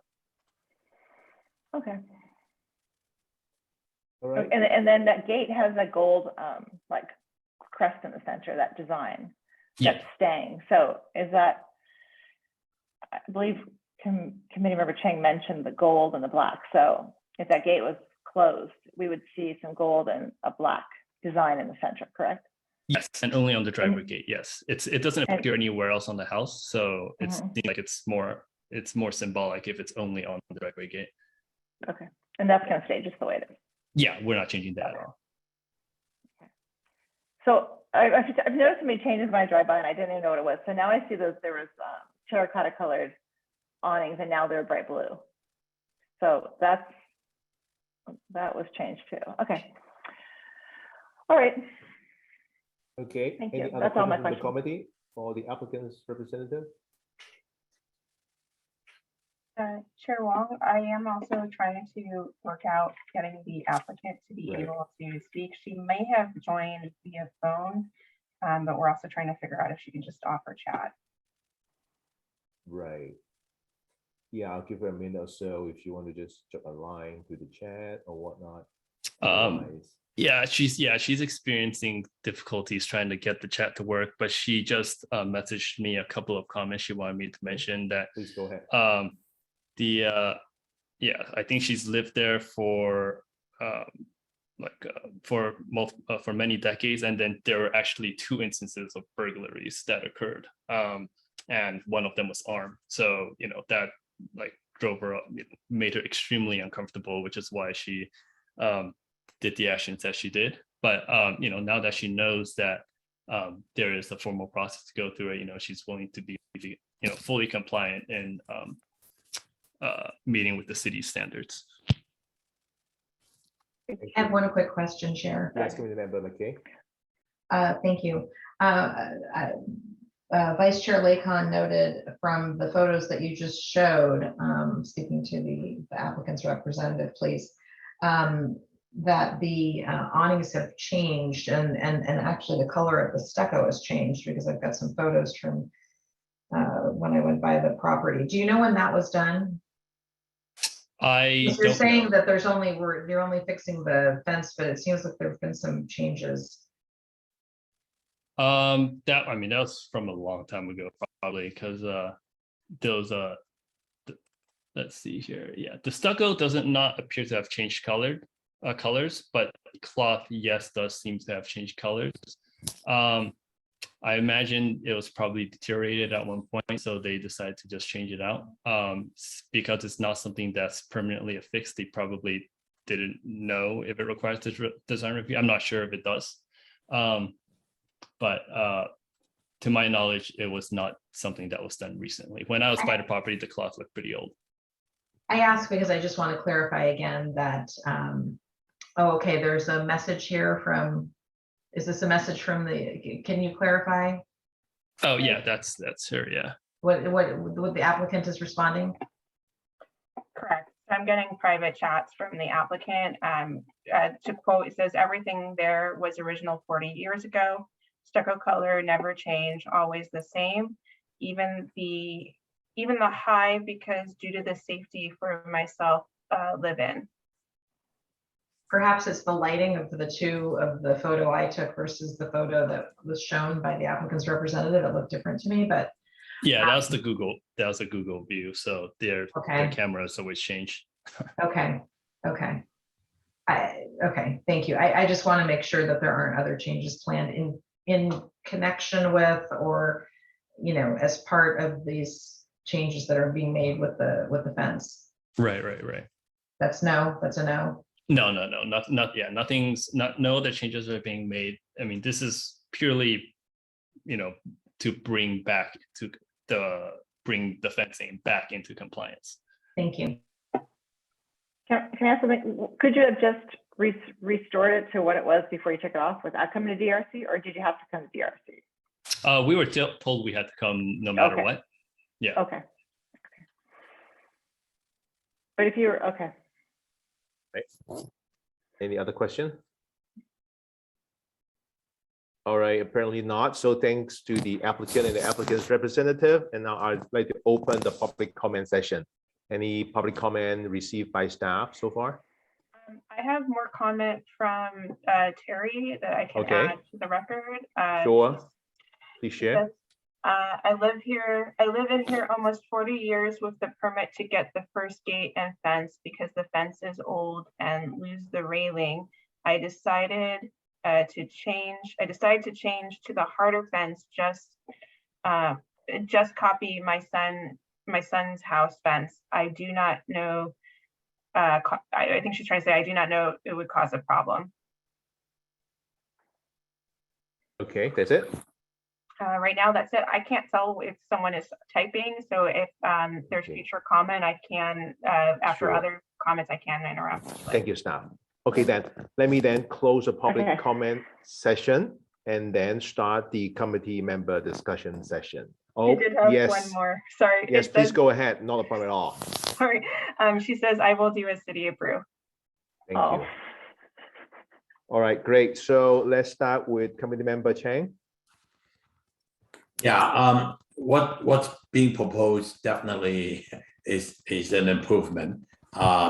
Unfortunately, that what we got out there is totally incompatible, and after all the clarification, having the fence vertical with similar design will definitely be the right thing to do, and I think the owner can still have her security feeling when this fence is installed, so I can approve it the way it is. Thank you. Committee member McKay. Thank you. I can support this project as well this evening. I want to thank the applicant's representative and the applicant for answering all of our questions, and the applicant for hanging in there with the technical difficulties. We understand and appreciate her weighing in tonight. Very much appreciated. And also thank you, staff, for working with the applicant to get us those comments for the record. Very important. So I could support this tonight because what is existing right now isn't code compliant, isn't compatible with the house, isn't compatible with the neighborhood. So restoring some semblance of compatibility is key, and I appreciate the comments that there are no other changes and that there will be some greenery that will hopefully be growing as well in the months and years to come. Thank you. Thank you. Alternate member Tony Chow. Yeah, I think, I'm very sorry to hear all the experiences the applicant had to go through. I think this will be a great reversion back to what was originally there, and it'll serve its need to give the applicant privacy. So it's something I can support. Thank you. Alternate member Rick Chow. Thank you. Yes, I can also support the project as presented tonight. And one thing I asked question about the north and south side fences, and just trying to understand the history, the thinking, because frankly, my impression of the property, there are a lot of inconsistencies in materials and design style, but that's not the project before us tonight. And I think with the change of the new fencing, it's definitely an improvement, and also be compliant to the city code and DRC design requirements. So I can support the project. Thank you. Thank you. Vice Chair Lee-Con. Yes, I can support it as proposed this evening, and I want to thank the applicant for working with the city and staff and us. My preference would be for a simpler design, but I could support it as presented. And the security gate, as described, custom and wrought iron, I think would be appropriate for that house and would give her the feeling of security that you would need. So thank you very much. I could support it. Thank you. I do want to thank the applicant's representative and the applicant in particular in trying to navigate with the technical difficulties she is encountering, but be a very engaging community member in sharing her thoughts and expressing her intent to be 100% code compliant. It is unfortunate that the original design was taken down and now is somewhat put back, go through a little roundabout, but I think the Little Decker development is not overbearing. It is okay, given that a very busy street, and it would not be distractive either. So it is overall consistent with taken away design that was approved originally. And I also want to thank the committee for focusing on the case, and the various discussion around the property is additional, but not critical for the discussion tonight. So I have no problem supporting it tonight. And I also believe the security gate is a good thing to add for security reasons for the property occupants. So I want to see if there any motion among the committee members. Anybody want to make a motion? Committee Member Chang? I'll make a motion to approve design review case number DRC 21-72 as presented. Anybody second? I'll second. Committee Member McKay second. Vote please, staff. Okay, Chair Wong, Yes. Vice Chair Lakin, Yes. Committee Member McKay, Yes. Committee Member Chang, Yes. and alternate committee member, is it Rick Chow that was voting or? Good job. Okay, Yes. yes, okay. So the motion passes 5-0. Thank you, staff. So now we are moving on to agenda item number 4, design review case number DR 22-02 at 1714 Hillard Drive. And for this case, I'd like to invite alternate member Tony Chow to be a voting member for the absence of committee member Bennett. So staff report, please. Mr. Chair, if I may real quick, I just want Yes. to give a time check. We still have 2 projects to review, plus we do have training. So I just want to make the committee aware of our remaining agenda items. Thank you, Director. I hope the 2 roof situation would be faster, but I think we'll definitely cruise forward as efficient as possible. And I'll also ask the applicant or the applicant's representative be precise and concise as well as always. Staff report. Yes, so this is for design review 2205. For 2205, and then also the address is 2205 El Molino. Am I doing the? No, I'm sorry. El Molino is the second one. Wrong item. It's Hillard. So actually, this is design review 2202 for 1714 Hillard Road. The applicant is proposing to remove the existing wood shingles and install the presidential shake TL composite shingle in the color country gray, which is on our pre-approved list. And they are proposing to re-roof all structures on the property. Staff made the findings where the project is compatible with the neighborhood as there's composite shingles within the vicinity. It's a rather straightforward process, and approval, we had no objections. 4 do not object to the project, and 5 no responses for the neighborhood input letters. I'm available to answer any questions, and then the applicant's also available. Any questions from the committee to staff?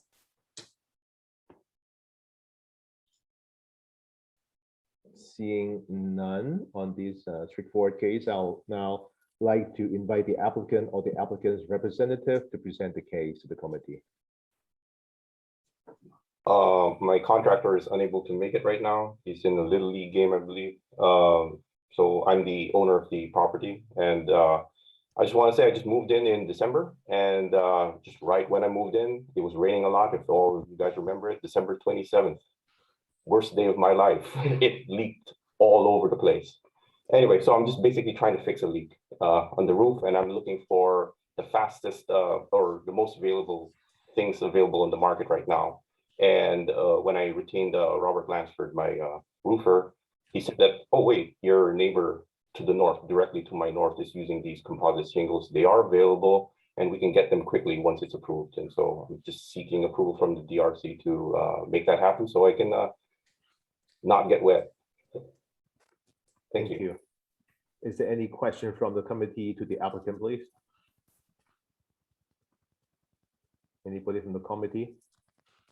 Ask one question. Did you ever, I know the wood isn't on the pre-approved list, but you were allowed to replace it with the wood with the proper fire rating. Did you consider replacing it just with like what you have, with what you have already? So like I said, I was talking to my contractor, and he's like saying, yeah, we could try to get that. That will be I don't know, 6 months out versus, you know, getting this. It's currently available. So I'm like saying, yeah, right now I have a leak. I prefer to have it done right now. Every time it rains, I'm worried. So you're saying that wood is back ordered? Yeah. Real wood? You can't get a real wood roof either? That's what I know Cedar Light is backed up. Cedar Light. That's what I was told by my contractor. Unfortunately, he's not here. Okay. Oh, okay. Okay. I just thought, because I thought it was available, and I know people have put them on, so I didn't want to make sure that you knew that would be an option as well. Mhm. Okay. Thank you. Any other questions from the committee to the applicant? Seeing none, I want to thank the applicant for your presentation, and I'd like to now ask for any public comments. Do you see any coming in, staff, through your end? I do not see anything. I'm double checking the email. Nothing in the chat, and then the planning email. Nothing. Thank you, Ms. Martinez. So let's then close the public comment session and then close the public hearing and begin committee member discussion. So committee member McKay. Thank you. Well, I usually have a very critical eye in terms of the composition shingle. But in this case, there are some adjacent properties with the composition shingle, and I don't find that this property has a distinct or prominent architectural status in the neighborhood. So I can support the project tonight, but I would say to the applicant tonight, and I appreciate you being here, talk to your contractor about natural wood shake. I don't think it's the case that it's back ordered. I think that you're confusing it with something else, or that you wasn't clear.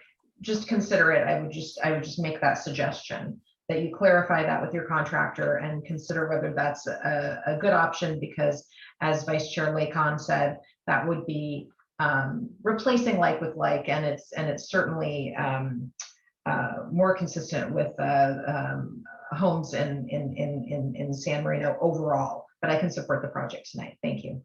Thank you. Alternate member Tony Chow. I can support this. I can support this project. Thank you. Alternate member Rick Chow. I can also support the project. Thank you. Committee member Chang.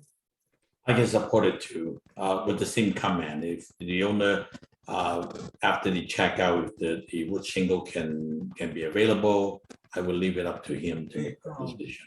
But I can support it. Thank you. Vice Chair Lakon. You know, I can support the project also. I just noticed on page 8 of the agenda packet for this project that the applicant's design review committee application, DRC, design review number 2202, and then it says re-roof with certainty presidential shingles. So it doesn't say TL. So are we, the write-up said TL, but this actually application says just plain presidential. So I just wanted to point that out because I just noticed it. So I'm not sure which one were approved based on this.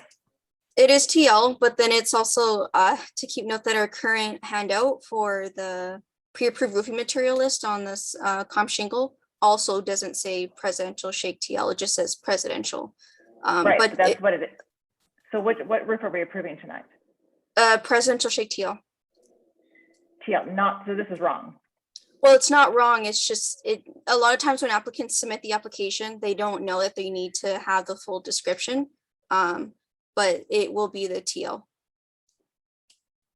I would like to chat with the applicant to make sure that the applicant is aware that the application is requesting a 72-week presidential shake TL composite shingle in country gray color to be approved.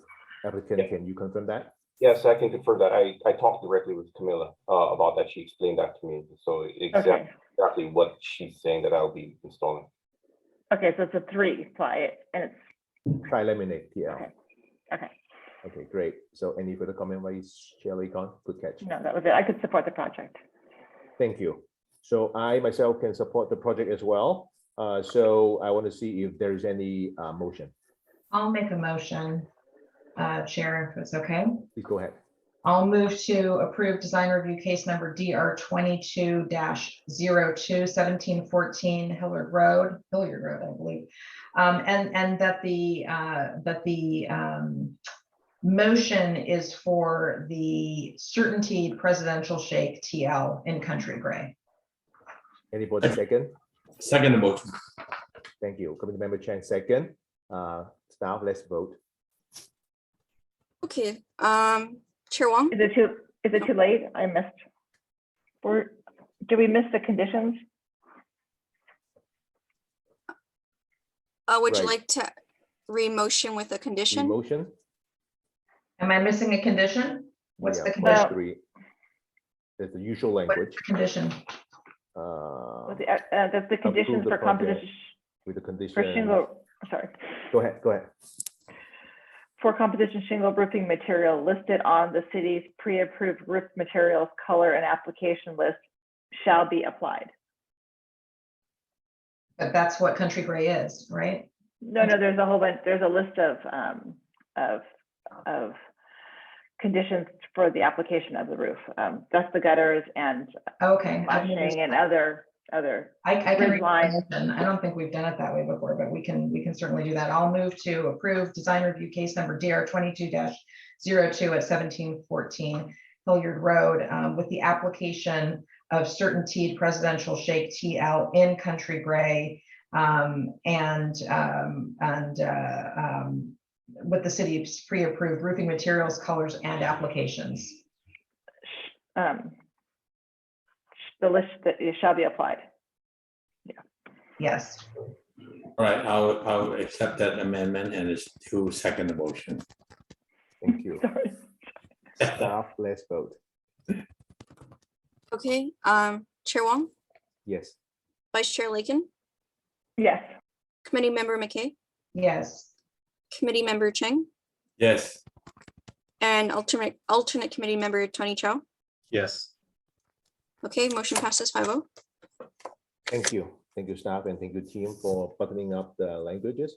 So now we are moving on to item number 5, design review case number DR 22-05 at 2205 El Molino Place. Staff report, please. By the way, this time I'd like to invite alternate member Rick Chow to be a voting member. Staff report, please.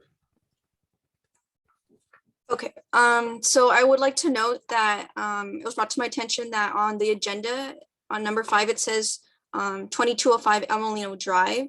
That's a typo. It should actually be 2205 El Molino Place. The staff report does say place and everything else does say place. It was just that one location. There's a drive, El Molino Drive and an El Molino Place relatively close to each other.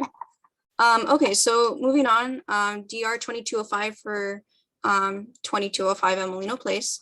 The applicant currently has Eagle Light concrete roof tiles, and they're proposing to install the Presidential Shake TL in charcoal black. And they're proposing to re-roof all structures on the property. The neighborhood input letters, we received 5 for that do not object and 5 for no responses.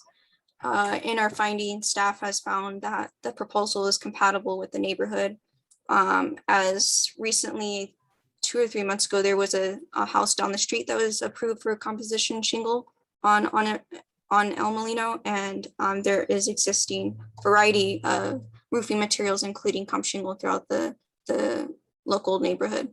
I'm able to answer any questions, and the applicant, the homeowners are here to answer any questions as well. Thank you, staff. At this point, any question from the committee to staff, please?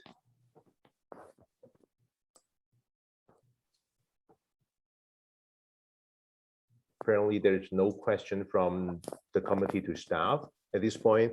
As a result, I'd like to invite the applicant to present the case to the committee. Please say your name and address. Sure. My name is Wesson Casey, and we're the owners of 2205 El Molino Place. And I'm here with Christine Santana. She's the designer on the project. So similar to the previous homeowner, we purchased our home last August, and over the winter, you know, there was a deluge of water that came through on all three properties, in the garage, the back house, and the main house as well.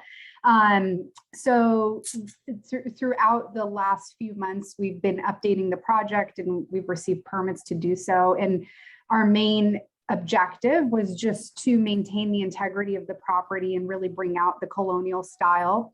So when we asked a few professionals to look over the roof, they suggested that we change it, and independently, each one of them suggested the color that we're proposing, which is that charcoal color, without our input. We just asked for their thoughts. So that's why we're asking for this one. And then upon looking up and down the street between Plymouth and Huntington, there's 4 other properties within 3 blocks of us that have the same color roof with the same composite shingle. And there is one actually across the street from us, 3 doors south, that has the same roof with the same color. Although theirs, I don't think is the TL, but it's definitely a composite shingle. So that's it. I don't know, Christine, if I've missed anything and you want to add anything to it. Well, I think it's, the point is that they're all the same color. I don't know about the compositions, but it's the color issue of a charcoal gray that they want to put on their home. It's black. Charcoal gray or It's a dark, I wouldn't say Charcoal. black, it's a dark charcoal gray, very dark. Would you say it's black, Wesson? It's, Yeah, the color is charcoal black on the that's the title of it, but it's not as black as when you say black, you know, it's not like your black shutters. It's not a paint black. Okay, anything else? No. Okay, thank you. So I'll see if there's any question from the committee to the applicant or the applicant's representative. I have a question. Yeah, Speaking of, Richard, go ahead. thank you. Speaking of the color that's being proposed, would you be agreeable if the committee suggests a different color, for example, country gray? That's on the pre-approved list? Yeah, you know, and I'll let Christine answer. Our preference was the darker color because we have black shutters on the house and there's brick on the front of the house. And then when we researched, we saw that a lot of the colonial homes had the darker roofs rather than the lighter ones. So that was really our preference. I have the sample here, but I don't know if you'll be able to see it. And I You have wanna a bring it up? Just in yeah. case, yeah. Yeah. And I have a rendering as well to show you. So can you see this? Yep. Yes. It's this color right here. This one is one shade lighter, which is the shadow gray. Mhm. And this is the charcoal black right here.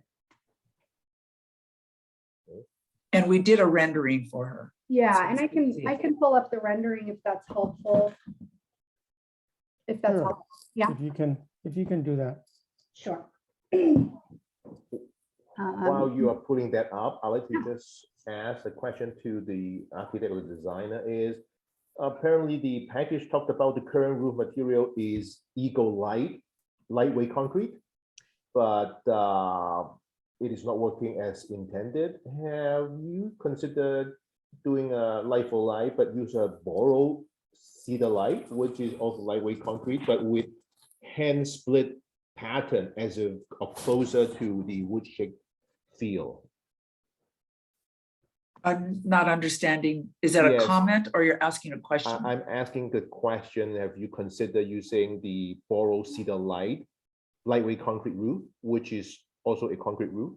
lightweight concrete as what you're having, but it has the hand split pattern, very similar to wood shake pattern. You know, we were told the same thing by our contractor as the previous owner, that the supply issues were there, and this would be the easiest and quickest option for us to replace the roof.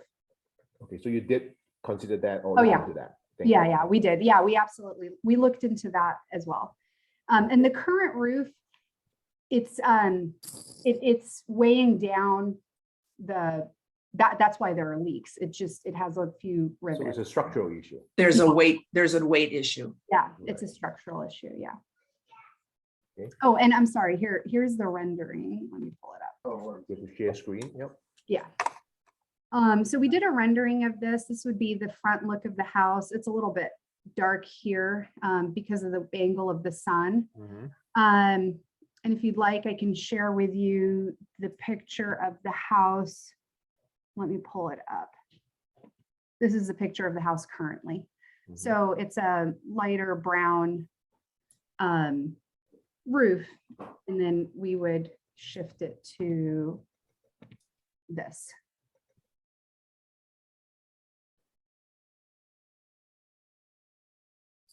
Is it a new image or is it still the same? It's the same image, but we just used the website's rendering tools, and we took the tiles from their website and then imposed it on the Can you scene. do it again? Say Sure. option A, option B, or A or B, so that we can Yeah. really see again? So here's the original, Okay, and then here is the rendering. If I may interrupt, are they both titled picture2.jpg? No, this one is picture 2. The other one's not showing. Oh, showing. I feel like. That's why I'm trying to Thank you. focus so much. Am I getting old or what? I know, I was gonna say, they look a lot alike. Yeah. I was like, It's just, you know, it's 9:30. I thought I'd play a joke on everybody. Here's Oh, no. yeah, here's the other image. Sorry about that. So this is Now the- we can see it. Okay, great. Sorry about that. Yeah, here's the original image, and so you'll see the original roof color. Brownish color versus the black color that you kind of intend. Sure. And then let me do it so that, and then this is the black color. Which I think as a designer and a professional just looks very elegant and updated. The other one just looks sad and old. We still love the house, Christine. We do love the house. No, we love the house, but now it's up, it's just fresh and updated. The black shutters, we're gonna keep the black shutters. Any questions from the committee to the applicant at this point? Any further questions? Vice Chair Lee Khan? I have one question. Are there any intentions of painting the brick or whiting out the house? Are you suggesting we do that? No, Oh, I'm not. yeah, No, I'm not. I'm just. Well, yeah, we like the brick as is, so. Yeah, they want to keep it as original as possible. Yeah. Yeah, it's okay. Thank you. Thank you.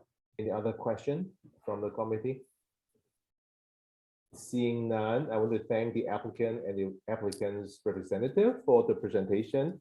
And next, I'll let's see if there's any public comments. Anything transpired through the internet staff at this point? I don't see anybody raising hands from my end. There isn't any, and then I'm looking at the planning inbox and there's nothing from the planning inbox either. Thank you, staff. So as a result, I'll close the public hearing and begin committee member discussion. Alternate member Rick Chow. Thank you, Chair. I think I can probably support the project as is. My preference, my gut feeling is that I would like to recommend Country Gray. I feel that the charcoal black is a little bit too heavy for the house. And plus, yeah, for me to approve something that's not on the pre-approved list when it comes to color, it really has to make a statement that make a lot of sense to me, I think. In this case, I don't particularly see that. It's not a deal breaker for me. I would just like to recommend that and see if any other committee members have a stronger preference either way. Thank you. Thank you. Committee Member Chang. Well, I respect the owner and the designer's comment. I think I would personally prefer not to see the whole city with one color, one type of roof. With the number of homes we got, so far we've been approving almost every single one of them, strongly suggesting the same color. On this particular home with the brick color, with the black shutter, I have absolutely no problem supporting the charcoal black color. So I can support it the way it was presented. Thank you. Alternate Member Dong-Lee Chow. Yeah, I can support the project as presented. Thank you. Committee Member McKay. Thank you. I wanted to thank the applicant and the applicant's representatives for such a thorough presentation for a new roof, and really appreciated all of the background and this whole submission that you presented, which, you know, I took the time to read and really appreciate it. And I agree with my fellow committee member Chang, that although the color is not on the pre-approved list, there is some benefit to the city as a whole to have some diversity. And I think that the applicant's representatives have made an excellent case tonight as to why it's appropriate for this particular home. And I would just suggest that the rendering makes it look a lot heavier than when you held up the actual material looked softer. So I'm hoping that it'll be a little bit softer. So I can support this. It will be. Thank you. Thank you. Vice Chair Lee Kon. Yes, I would like to thank the applicant and the representative as well. It was a really nice project put together for us, and I think that there was a lot of thought involved, and I think that that this color, it'll be a good place to see it installed in the city. I think it fits well with the style of this home. I spend a lot of time driving in Pasadena around the Arroyo, where there aren't any wood shake roofs because of the fire hazard, and I see a lot of really beautiful homes done with dark roofs, and I think that this could be done well. It's a balance, so if the whole house is done beautifully and it goes together, I think it will look really nice, and I could approve it tonight. So thank you.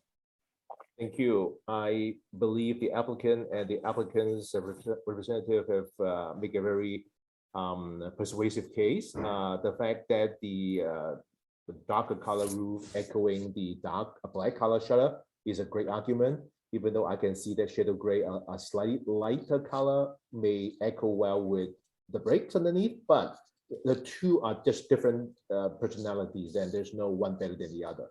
And I also like to echo the argument that we do want diversity in the city, color tone, textures and whatnot. So given this roof pitch is not exceptionally steep, it would not be overwhelming to the neighborhood. So I would love to see it go into experiment with a color that is not in the pre-approved list and see how it's done. And I have confidence that the team here would do a fabulous job and help expand what may be possible for the city. So I can also support it tonight. So I want to see if there is any motion, and the motion should carry the verbiage that we talked about in the previous case. Any motion from the committee member? Anybody want to give a try? I'll give it a try. Okay, committee member Chang. I move to approve design review case number DR 22-05 as submitted. With the condition. Oh, with the condition. Well, with the condition on the pre-approved list for roof tile with all the conditions stated. Was it at the language? Or there was something more? Because on the pre-approved list, there are conditions that you have to approve that the installation has to go a certain way. Right.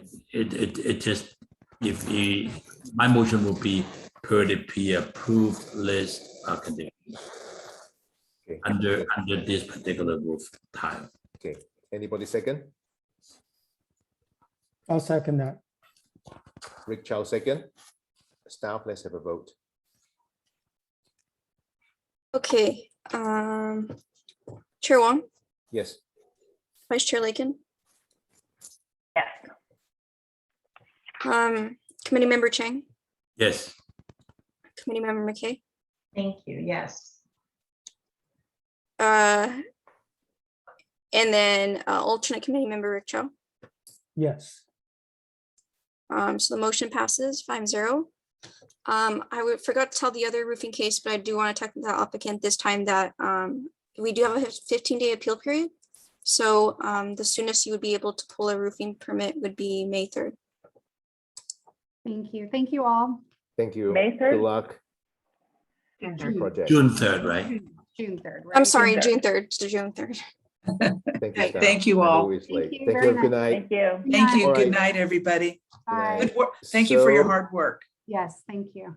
Bye-bye. So we are now at Welcome to your new house. sixth agenda, which is a presentation by city staff on training on advisory body roles and responsibilities. So I believe Ms. Baker is here. Can we take 1 minute? I'll say let's take 2 minutes for a break and then Okay. come back. Okay? Thank you. Thank you. Good call.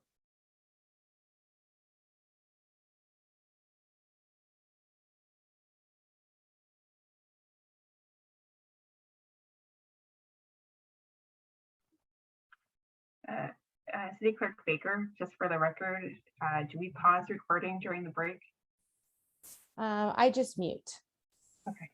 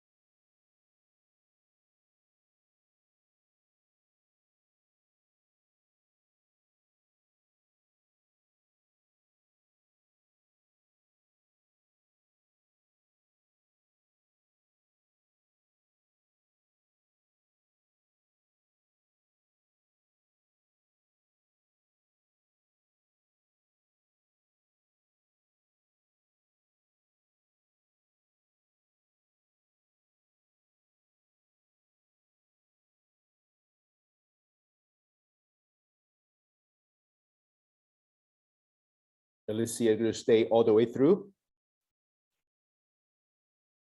No? Yes? Yeah, that is the plan at this moment. Yes. Okay. Is that Christine? Is that Christina? Yes. Hello. How are you? Hello. you. So we try to finish the first 5 agenda as quickly as possible. It's more or less in a 30-minute a case situation. So sorry to hold you up late. How much time do you think you need from us? It's kind of gonna come down to questions. I can get through the presentation in about 20, 25 minutes. Not, Uh, don't mean to rush you, just want to get a sense so that everybody else Yeah. can plan for the rest of the evening. But thank you for staying up late tonight and help us through. Great.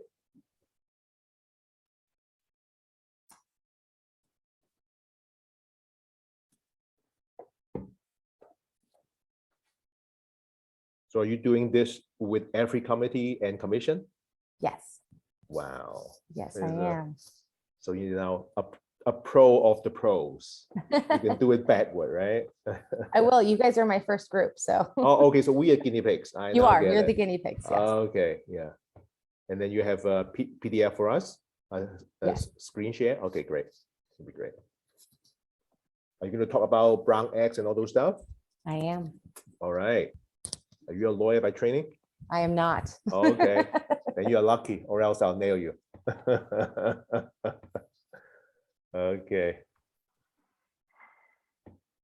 But be careful of Vice Chair Lakon. She has a lot of questions.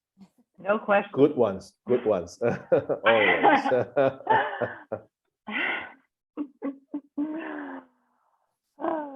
Okay, let's see who else back. Okay. Who's John Great. H. and who's John Yem? H is. Is And he part of the Yem, training? And Yem, are they part of, or this? Okay. just Publix. Mhm. Okay. Great. So we have Christina Baker from City Hall helping us tonight to go through the roles of the advisory bodies, roles and responsibilities. So she said it's about 30 to 40 minutes. So, the floor is yours, Christina. Thank you. Thank you, Chair Chow and committee members. I'm going to go ahead and share my screen. I do have a presentation for you all.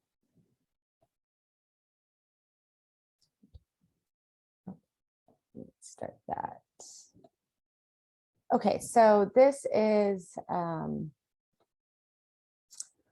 a general advisory body training that I will be doing for each advisory body.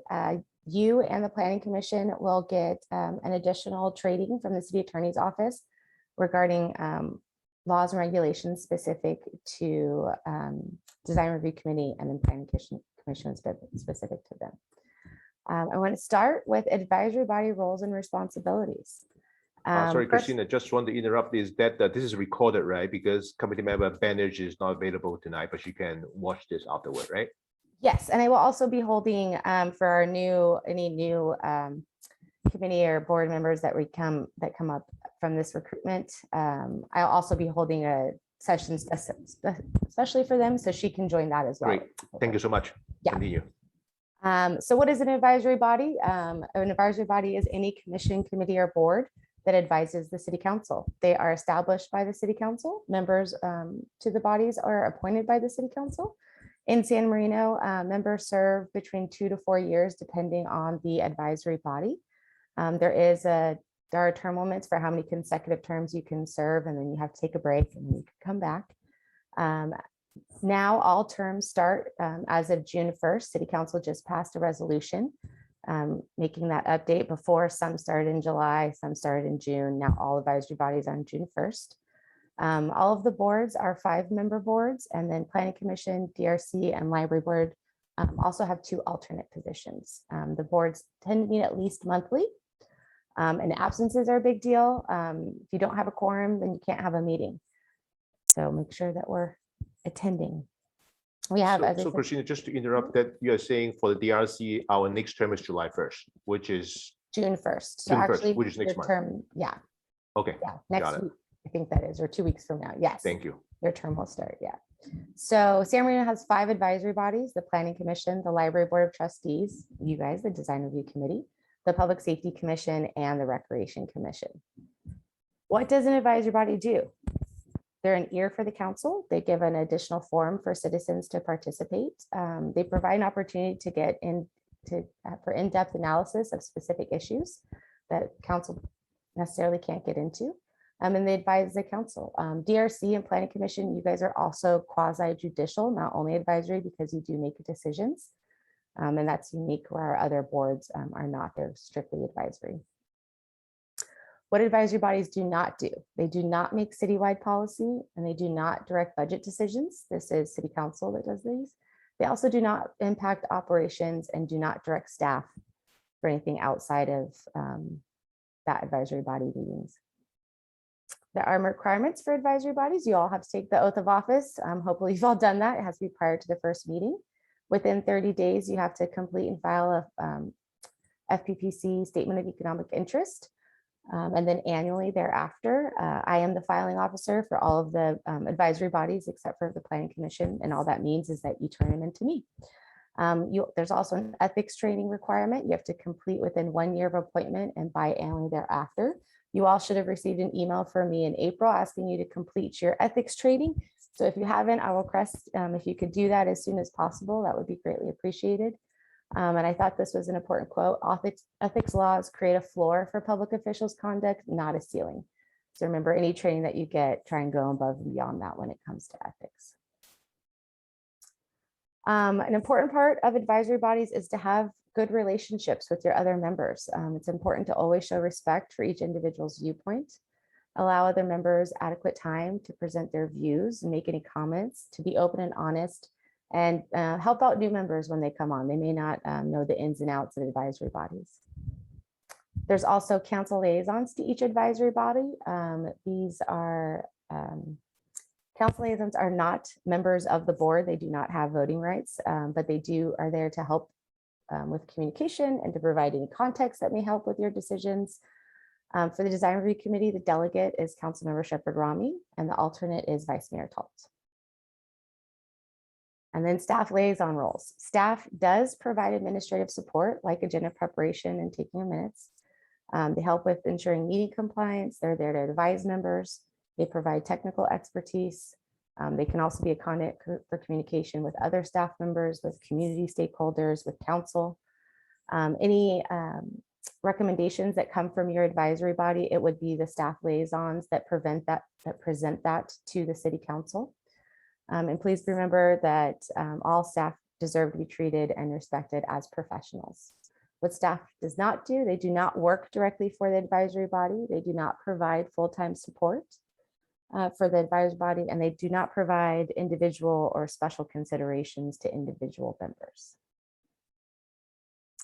And that is the quick roles and responsibilities for advisory bodies. Are there any questions at this point? Okay, not hearing any or seeing any. I'm going to go on to the Ralph M. Brown Act, which is the California state law that requires open and public meetings. I am going to read these 2 lines from the Brown Act. I think they're incredibly important. It is the intent of the law that their actions be taken openly and that their deliberations be conducted openly. Also, the act states the people in delegating authority do not give their public servants the right to decide what is good for the people to know and what is not good for them to know. And that's straight from the California government code. So basically the heart of the Brown Act is that all meetings of the legislative body of a local agency shall be open and public, and all persons shall be permitted to attend any meeting of the legislative body of a local agency. All actions of the legislative body shall be taken openly and that the deliberations be conducted openly.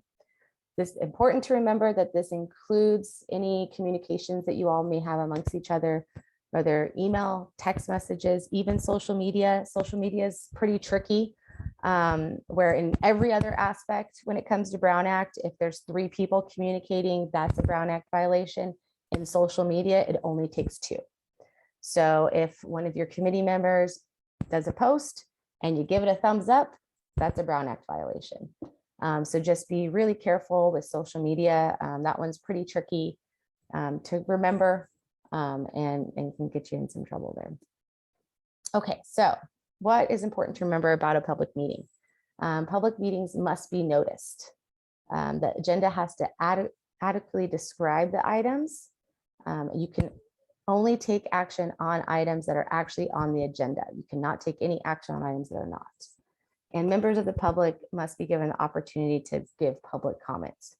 There's also closed session specifics that only apply to city council, so you guys don't have to worry about that. What is a meeting? A meeting includes any congregation of the members of a legislative body at the same time and place to either hear, discuss, or deliberate an issue that falls within their jurisdiction. Now, I want you to note, it doesn't say a noticed meeting, so this could be anytime 3 of you are together at the same time discussing something that would fall under it. That would be considered a meeting. So please make sure you're avoiding those unless it's a noticed meeting. Types of meetings. So there's 2 general types of meetings that you guys will have. You'll have your regular meetings, and these are the meetings that are set by council resolution.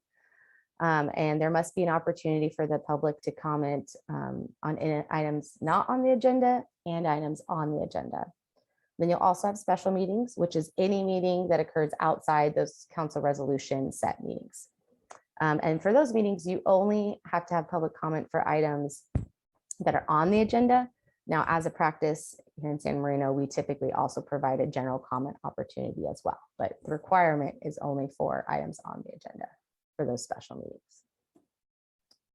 All right, meetings that are not meetings. So there's an exception to every rule, right? So in this instance, we're talking about conferences. If a majority of you went to the same conference, that does not make that conference a public meeting of the design review committee. Or if you're at a ceremony in the city, say like tree planting in Lacey Park, and there's 3 of you there, that would not be considered a meeting. Just to make sure that you're not talking with each other about anything that would fall within your jurisdiction, because once you do that, then it does creep into a meeting. What is not an exception are informal gatherings like going for coffee before or after a meeting, or happy hour where you're talking about things. And then serial meetings tend to be an issue too. 2 of the big examples of that are called daisy chain and hub and spoke. And I have some diagrams on the PowerPoint that show those. And the hub and spoke is probably the most common. It's one person going and talking to each of the other members or a few of the other members to get the same, to see where everybody's at, get them on the same page. And that's considered a hub and spoke and isn't allowed under the Brown Act. All right, meeting agendas and minutes. So agendas for regular meetings must be posted 72 hours prior to meetings for you guys in your Wednesday meetings. Staff post them the Friday before, so we're well before that 72-hour time frame. All of the materials must be made available to the public. We do that on our city website. Minutes are actually the official public record of the meetings. Agendas aren't a permanent record, it's actually the minutes. We take action style minutes for most of the bodies in San Marino. This means that we're only listing what the actual action was, not a summary or verbatim minutes. We do record the meetings to help compose minutes, and we also provide that recording to the public via our website. And just a note, because this gets asked from time to time, you can approve minutes even if you were not actually at that meeting. I kind of went over posting time. So for regular meetings, it's 72 hours prior to the meeting. For special meetings, it's just 24 hours prior to the meeting. For adjourned meetings and continued meetings, you have to post within 24 hours after the adjournment or the continuation. So if we continued the meeting right now, the agenda would need to be posted before 9:58 tomorrow. Okay, so approved actions for non-agenda items. It's a little confusing. So this is basically when you can take action for things that aren't on an agenda. So you can briefly respond to statements made or questions. For instance, if there's public comment and you want to ask a clarifying question to make sure you understand them, you're absolutely welcome to do that. You can make a brief announcement or report if you went to a meeting or another or a conference and something applied to the committee, you are welcome to make an announcement about that. You can also provide references to staff so that they have relevant information. And then you're also allowed to direct staff to report back or to place a matter on a future agenda. Now this is as staff time permits, so you can't, it's not a bring back on the next agenda this item. It's we'd like to see this in the future, and then staff will bring that back to you as soon as they're able to. There are lots of rights of the public when it comes to meetings. All persons are allowed to attend meetings of a legislative body, so of the advisory bodies. Members of the public cannot be required to provide their names or any other information to attend, and the meetings have to be in facilities that are open to anybody. And the public has a right to record all public meetings. This is probably the one that I feel is most uncomfortable, but to see someone come in with a, like GoPro strapped on or camcorder, but they are legally allowed to record all those meetings. Agendas also agendas and other writings actually have to be distributed not only to the body, but also to the public. So for instance, I will get public comments that come in prior to the meeting. If I'm able to distribute those public comments to the council prior to the meeting as well, then I also need to distribute it to the public prior to the meeting. And if something is brought to a meeting that is given to the majority of the committee, then that needs to be provided to the public quickly thereafter. And usually we do that on the website. You can place limits when conducting a meeting. So they have to be reasonable. So time limits on comment, for instance, City Council has a 2-minute comment time limit right now. We also put time limit on public hearings where we allow an appellant or an applicant, their group gets 10 minutes. So you can put time limits like that on. If someone is being disruptive in the meeting, you could put limits on that. Also on irrelevant speech, if someone's gone off topic or is giving a public comment not on the item that they've asked to give public comment on. And you can also put a limit on when the last item is taken up on an agenda. So if you have a lengthy agenda, you can say, our hard stop is going to be 10 p.m. We won't start any new items. You can do that. An important thing to keep in mind is that when a meeting's over, this is more applicable, obviously, when you'll be in person, not as much here on Zoom, but make sure you leave the premises. Don't let it appear like you could be talking about what just happened or what's coming up, which can creep into the Brown Act meeting that wasn't noticed. For violations of the Brown Act, there are possible criminal action and civil remedies. Willful intent to deprive the public of information is a misdemeanor. A district attorney or any other interested party can pursue you. It would if something did happen, it could invalidate any action that was taken by the advisory body at that time. And you could be personally responsible for helping to remedy the situation and for associated fees. Okay, questions about the Brown Act? I have a question. Where are the minutes for the DRC? Great question. Alicia, do you know the answer to that one? I believe this has been happening since prior to my coming on, but I don't know if the minutes have been kept regularly. That's the only answer I can provide you with at this time. I'm just not sure where the minutes are kept, and we've never approved minutes from a previous meeting in the 2 years that I've been on the committee, but I don't know what happened before I came on. I'm taking a note right now. I'm going to take that back and look into that and see and try and get to the bottom of that and what's going on with that. I kind of recall having them. I've been on 3 years, so I remember at the beginning, but I haven't seen them I don't recall it being. Okay. Sharon said it's been 2 years, and I don't remember. For some reason, I have a vague recollection that I might have involved in approving a previous meeting's minutes, but then there's only one. Yeah, we've done that from my recollection. I've been on the committee for close, I think, 3 years, if not a little bit more. Yeah, we had that before, but yeah. Okay. All right. Well, then that's definitely going to be a question that I'm going to take to the city attorney and see what we need to do to rectify that situation for those meetings that we haven't approved minutes on yet. Right, we used to approve minutes. I remember. Okay. I've been on both planning and this one, and we used to approve minutes as one of the agenda items. Okay. Okay. So next question from me is that for the Brown Act, Christian, you said 3 people or 2 people discussing topics of relevance to the commission or the committee? 3. So it's 3 for all instances except social media. Social media is 2, but So- everywhere else 3. It's a majority. Right. But there would need a So quorum. for example, it is about making proposal of a new material, building material, right? So 2 members from our committee, but then we want to check with, for example, our liaison or the vice mayor, if that kind of makes sense, but the person is not in our committee. So would that still be? You are kind of totally free? okay. Okay, Yep, you're totally okay to have two committee members and talk to both council liaisons. You could pull in a planning commissioner if you wanted to, and you would be totally fine within Brown Act. So in other words, it is very legit for our committee members, any of us to just chat or check with like a planning commissioner on certain things, even if relevant to ours or Yep. theirs. Okay. Yeah. No Great. problem. So how can we get their contacts? Is it through you guys or it is public I information? have a city directory with all of your contacts on there. Oh, okay. So I am It's happy a to surprise. provide that. Okay, thank you. Okay, any other questions on I this? have a social media question. I don't use social media too much, to be honest, but I don't have Instagram or I have Instacart. I don't have Instagram, but or Snapchat, but Facebook, I follow like Spanish Colonial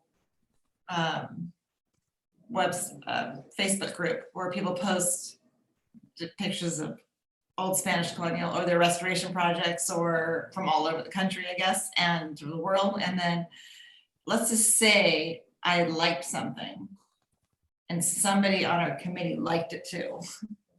Do I have to Yes. like the person? Is that a problem? That could be a problem, So yeah. I'm just not gonna like anything anymore. Right, yeah.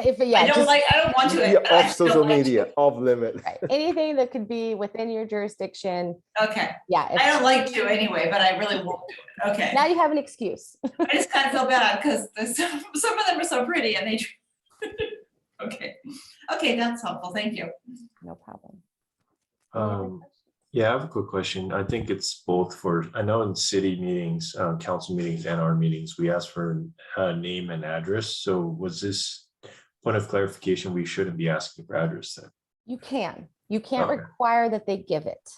So we ask them to state their name and address. If they don't and just start talking, we don't stop them. They get to keep going. Got it. Okay. Anything else? So Christian, you're saying if they don't want to give the address, then we have no right to ask for it, even though You my can cheat ask sheet them said- to provide that information, Okay. but if they don't want to, we can't stop them from I see. giving But the their name public is a must, right? No. They don't have to provide any information because anybody can give public comment on, they don't have to be from anywhere. So it helps with minutes to have their name, so we could put their name on Yeah, there, That's why I but think because it's public record.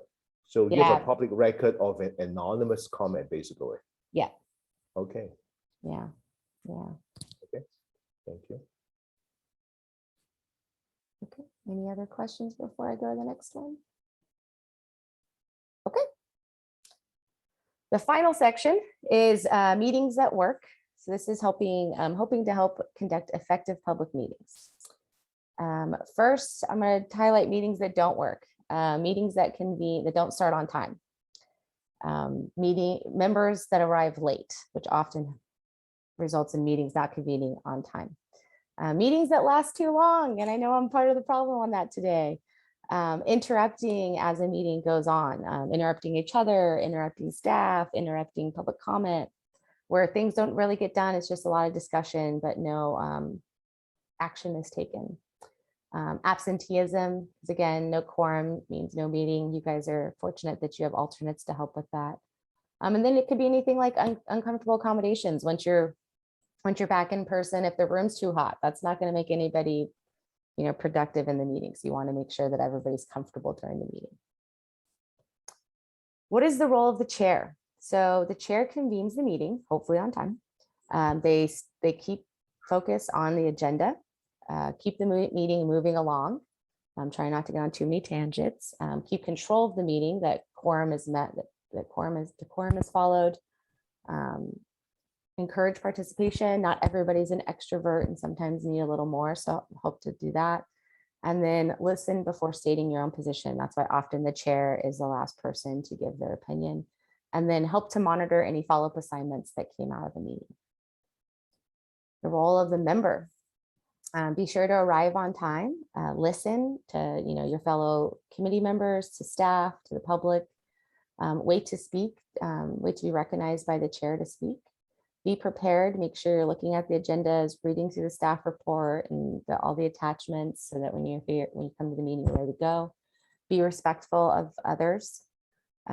Try and focus your marks on the decision on hand.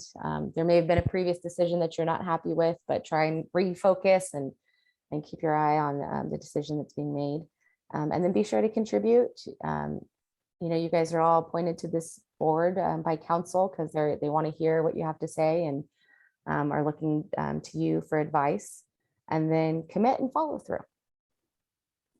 All right, parliamentary procedures. We use modified Rosenberg's rules.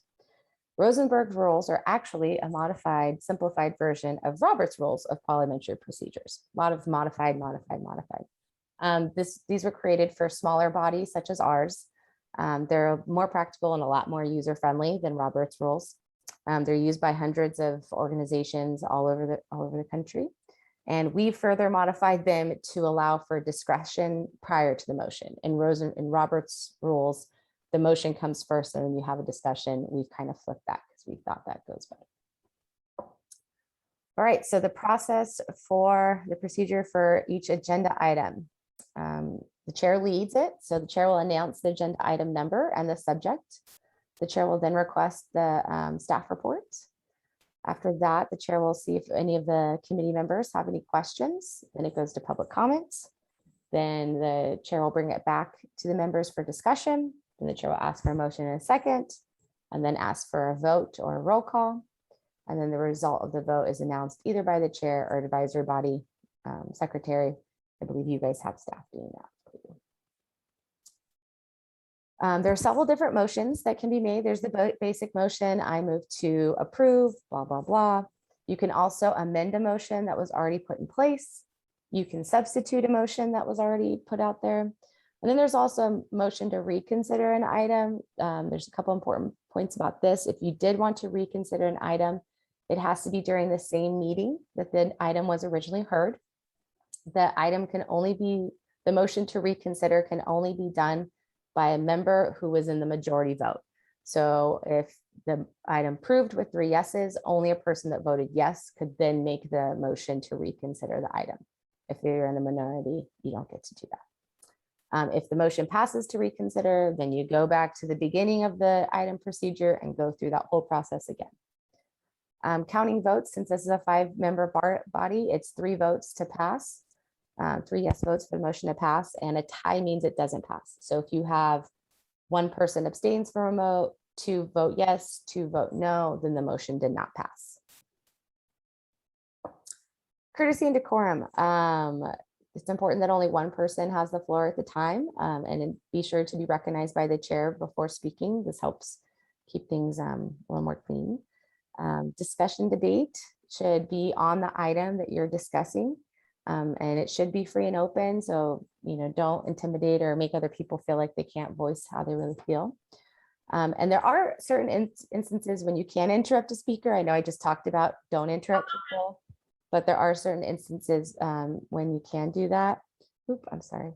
I'm sorry. Oh, no. Okay. Thought my computer was about to die. Oh no. I'm so sorry.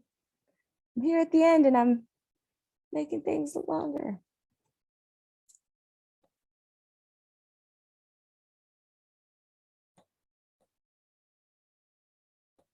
Okay, sorry about that. So there are certain instances when you can interrupt a speaker when a point of privilege. For instance, if the room is too hot or cold, you can ask for the temperature to be adjusted. A point of order. If perhaps something's gone out of order, like maybe the chair moves for a motion before forgetting to ask for public comments. You can appeal a decision the chair made if you feel like they didn't make a correct decision. You can also make a call for orders of the day, which is essentially like, can we return to the agenda if things seem to have gotten off topic? And you can also withdraw a motion. All right, what is the 5? There's 5 important things to keep in mind when making a decision. Focus remarks on the issue at hand. Consider and be respectful of all viewpoints. Contribute and ask questions. Be open-minded and be thorough, but also brief. And then there's times you need to recuse yourself. So you need to recuse yourself whenever there's a conflict. So conflict exists when a position you hold influences your government decision, when a decision affects personal economic interests. It will affect, the effect will be material which is financial in nature, or if the effect will be distinguishable from public effects. So if it's not just something that you're getting because you're also part of the general public, but you're getting it specifically to you and the other general public isn't, that would be a time to recuse yourself. It's important to read through the staff reports and all their materials because that will help you determine if there is a conflict. You can always refer to staff to help you with that as well. And then finally, you guys can turn to the city attorney's office if you're still not sure. Any questions about effective meetings or anything else? Can you go back to that screen before? Mhm. Example. So we recuse because it's going to likely raise the value of our property? Of your property. So if you own the property on the street, and think of like Mission Street.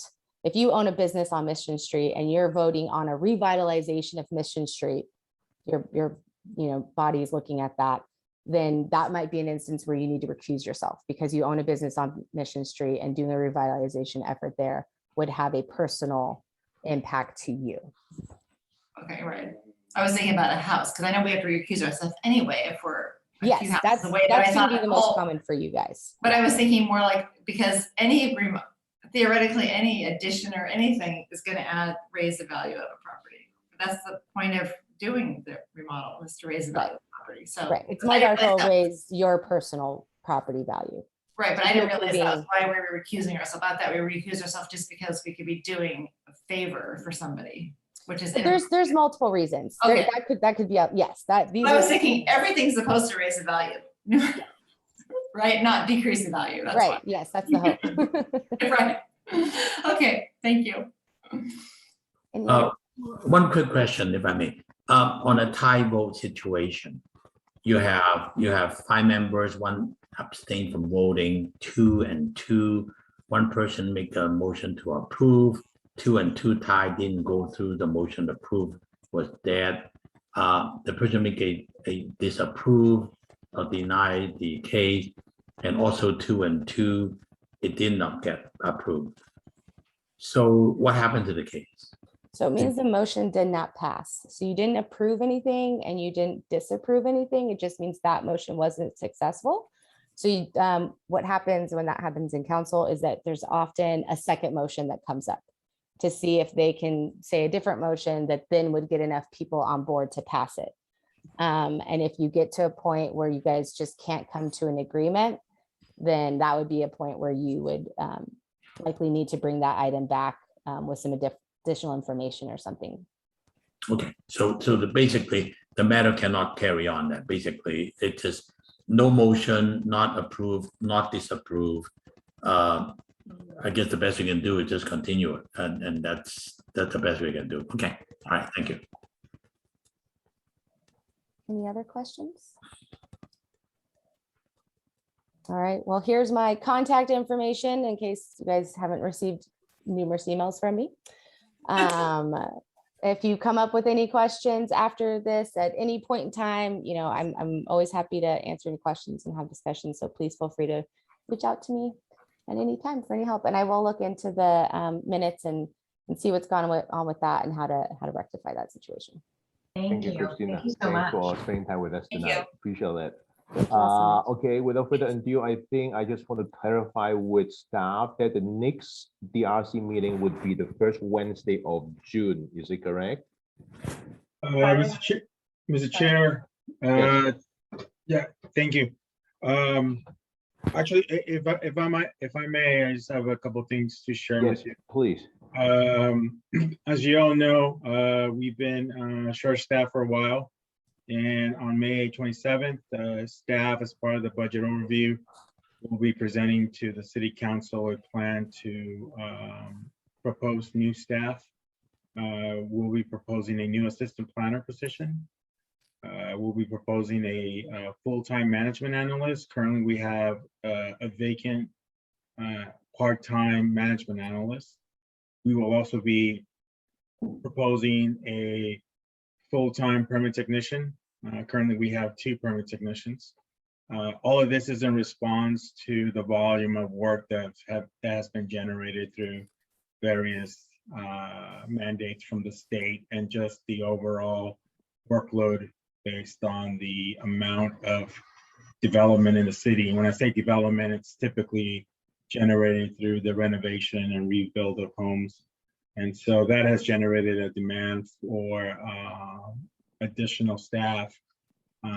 In addition, the part-time senior planner position had previously been proposed to be full-time, and City Council seemed to agree that the need is there. Staff is appreciative of the City Council being open to all of these requests. But at the same time, this is a moment of reflection. Alicia, who has been our part-time senior planner, has resigned from the position and will venture to another professional challenge. And for me, obviously I've been here with the city for 3 months, and so Alicia has been a bedrock for me. And if you know the story, Alicia was hired to be a part-time senior planner back when we had previous staff. And as staff resigned, what seemed to be in succession, Alicia became the face of this department, and she did so really with just a limited amount of time. And for that, even though I wasn't here, I'm internally grateful for all that she did for this department. And unfortunately, she's moving on, but we wish her the best. And I'll give her the floor in a minute because I know that she's really endeared to this committee. And I know many of you have expressed, how much you appreciate the work that Alicia has undertaken. And so it's a really, even though we're happy for her, we really are sad that she's leaving. We're losing a lot. And so with all that, I'm not sure that we will have an agenda for you for the first meeting of June. If we do not, we're still trying to contemplate whether we can or cannot. If we cannot, our hope is that we will have one for the second meeting in June, but I will communicate that to the chair and the vice chair. And another aspect of staffing is that we have hired a land use consultant to assist us. We've had a shortage of, we have a backlog, of ADU applications, and about 8 of them, 54 land use applications. And so the land use consultant has helped us out. They've taken over the 8 ADU applications. We've actually received them back. So we're going through the review, and shortly we'll be communicating our findings to the applicants. With any new employee or consultant, obviously they have to get familiar with the city's zoning ordinance, general plan, and policies. And so this was the first wave of review. Hopefully now that they've have been exposed to our governing documents, the review period will be a little bit faster, and so therefore they will be able to help us out.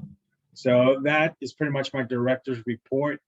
I'll turn it over to Alicia, who I'm sure will have some words to all of you and to our residents. So Alicia, please close the meeting for us. Sure, no, just kidding. Thank you for the kind words, Director Figueroa. They really mean a lot. It's been a pleasure working with all of you. I am choosing to move on, but I know that you are in very good hands between the director and Camelia, and I know also that he's got a good eye for staff, and you're going to be in really good hands with the staffing needs that he's identified, and I'm sure the people that he's going to be picking.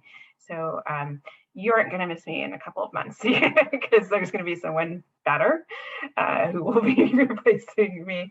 I wish you all luck. I think it's an incredible thing in which you all do. You choose to devote your time to the city, to make it what you think the city should be, to hold up the ideals of the city. We try to model those ideals and invoke you when we talk to applicants.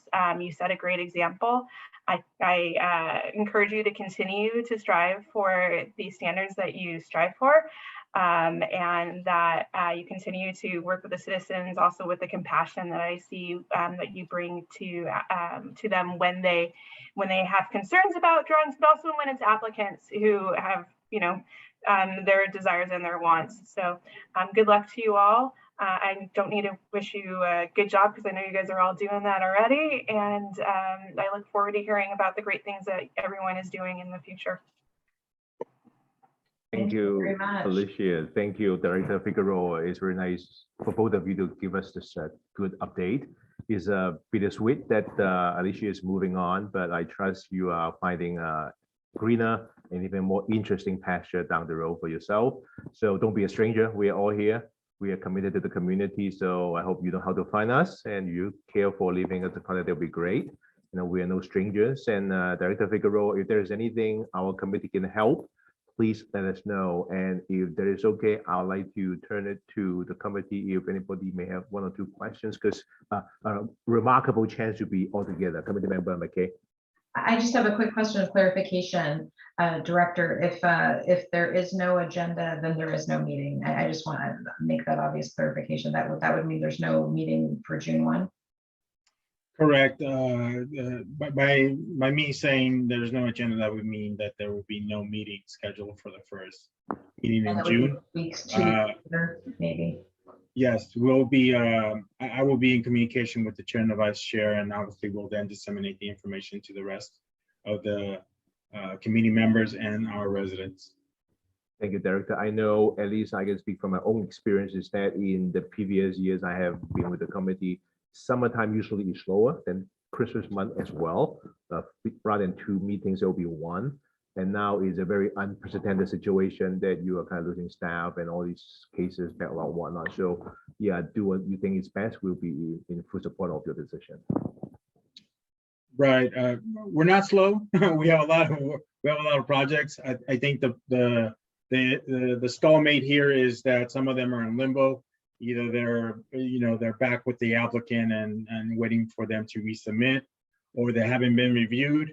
And so therefore we're getting back to prioritizing projects. And so I believe there's a couple of projects that we think we can bring to you in the June meeting, but that's still depending on staffing and then whether the applicants can resubmit in time. So I don't want to keep Vice Chair like in a, I know you're tired, so we're almost there.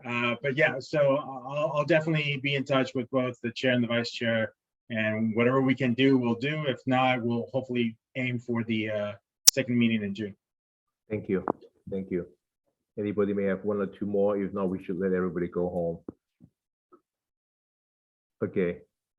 Thank you all. It's been a great night, very productive. And good luck to you, Alicia, and thank you, Director and Camellia, for all the great work. Thank you. Appreciate it. Thank you. Miss you, Alicia. I'll miss you. Thank you for everything. You Take did a good great care. job. Good luck, Good everyone. night. Good luck, Alicia. Bye. Night, everybody. Thank you. Bye bye now.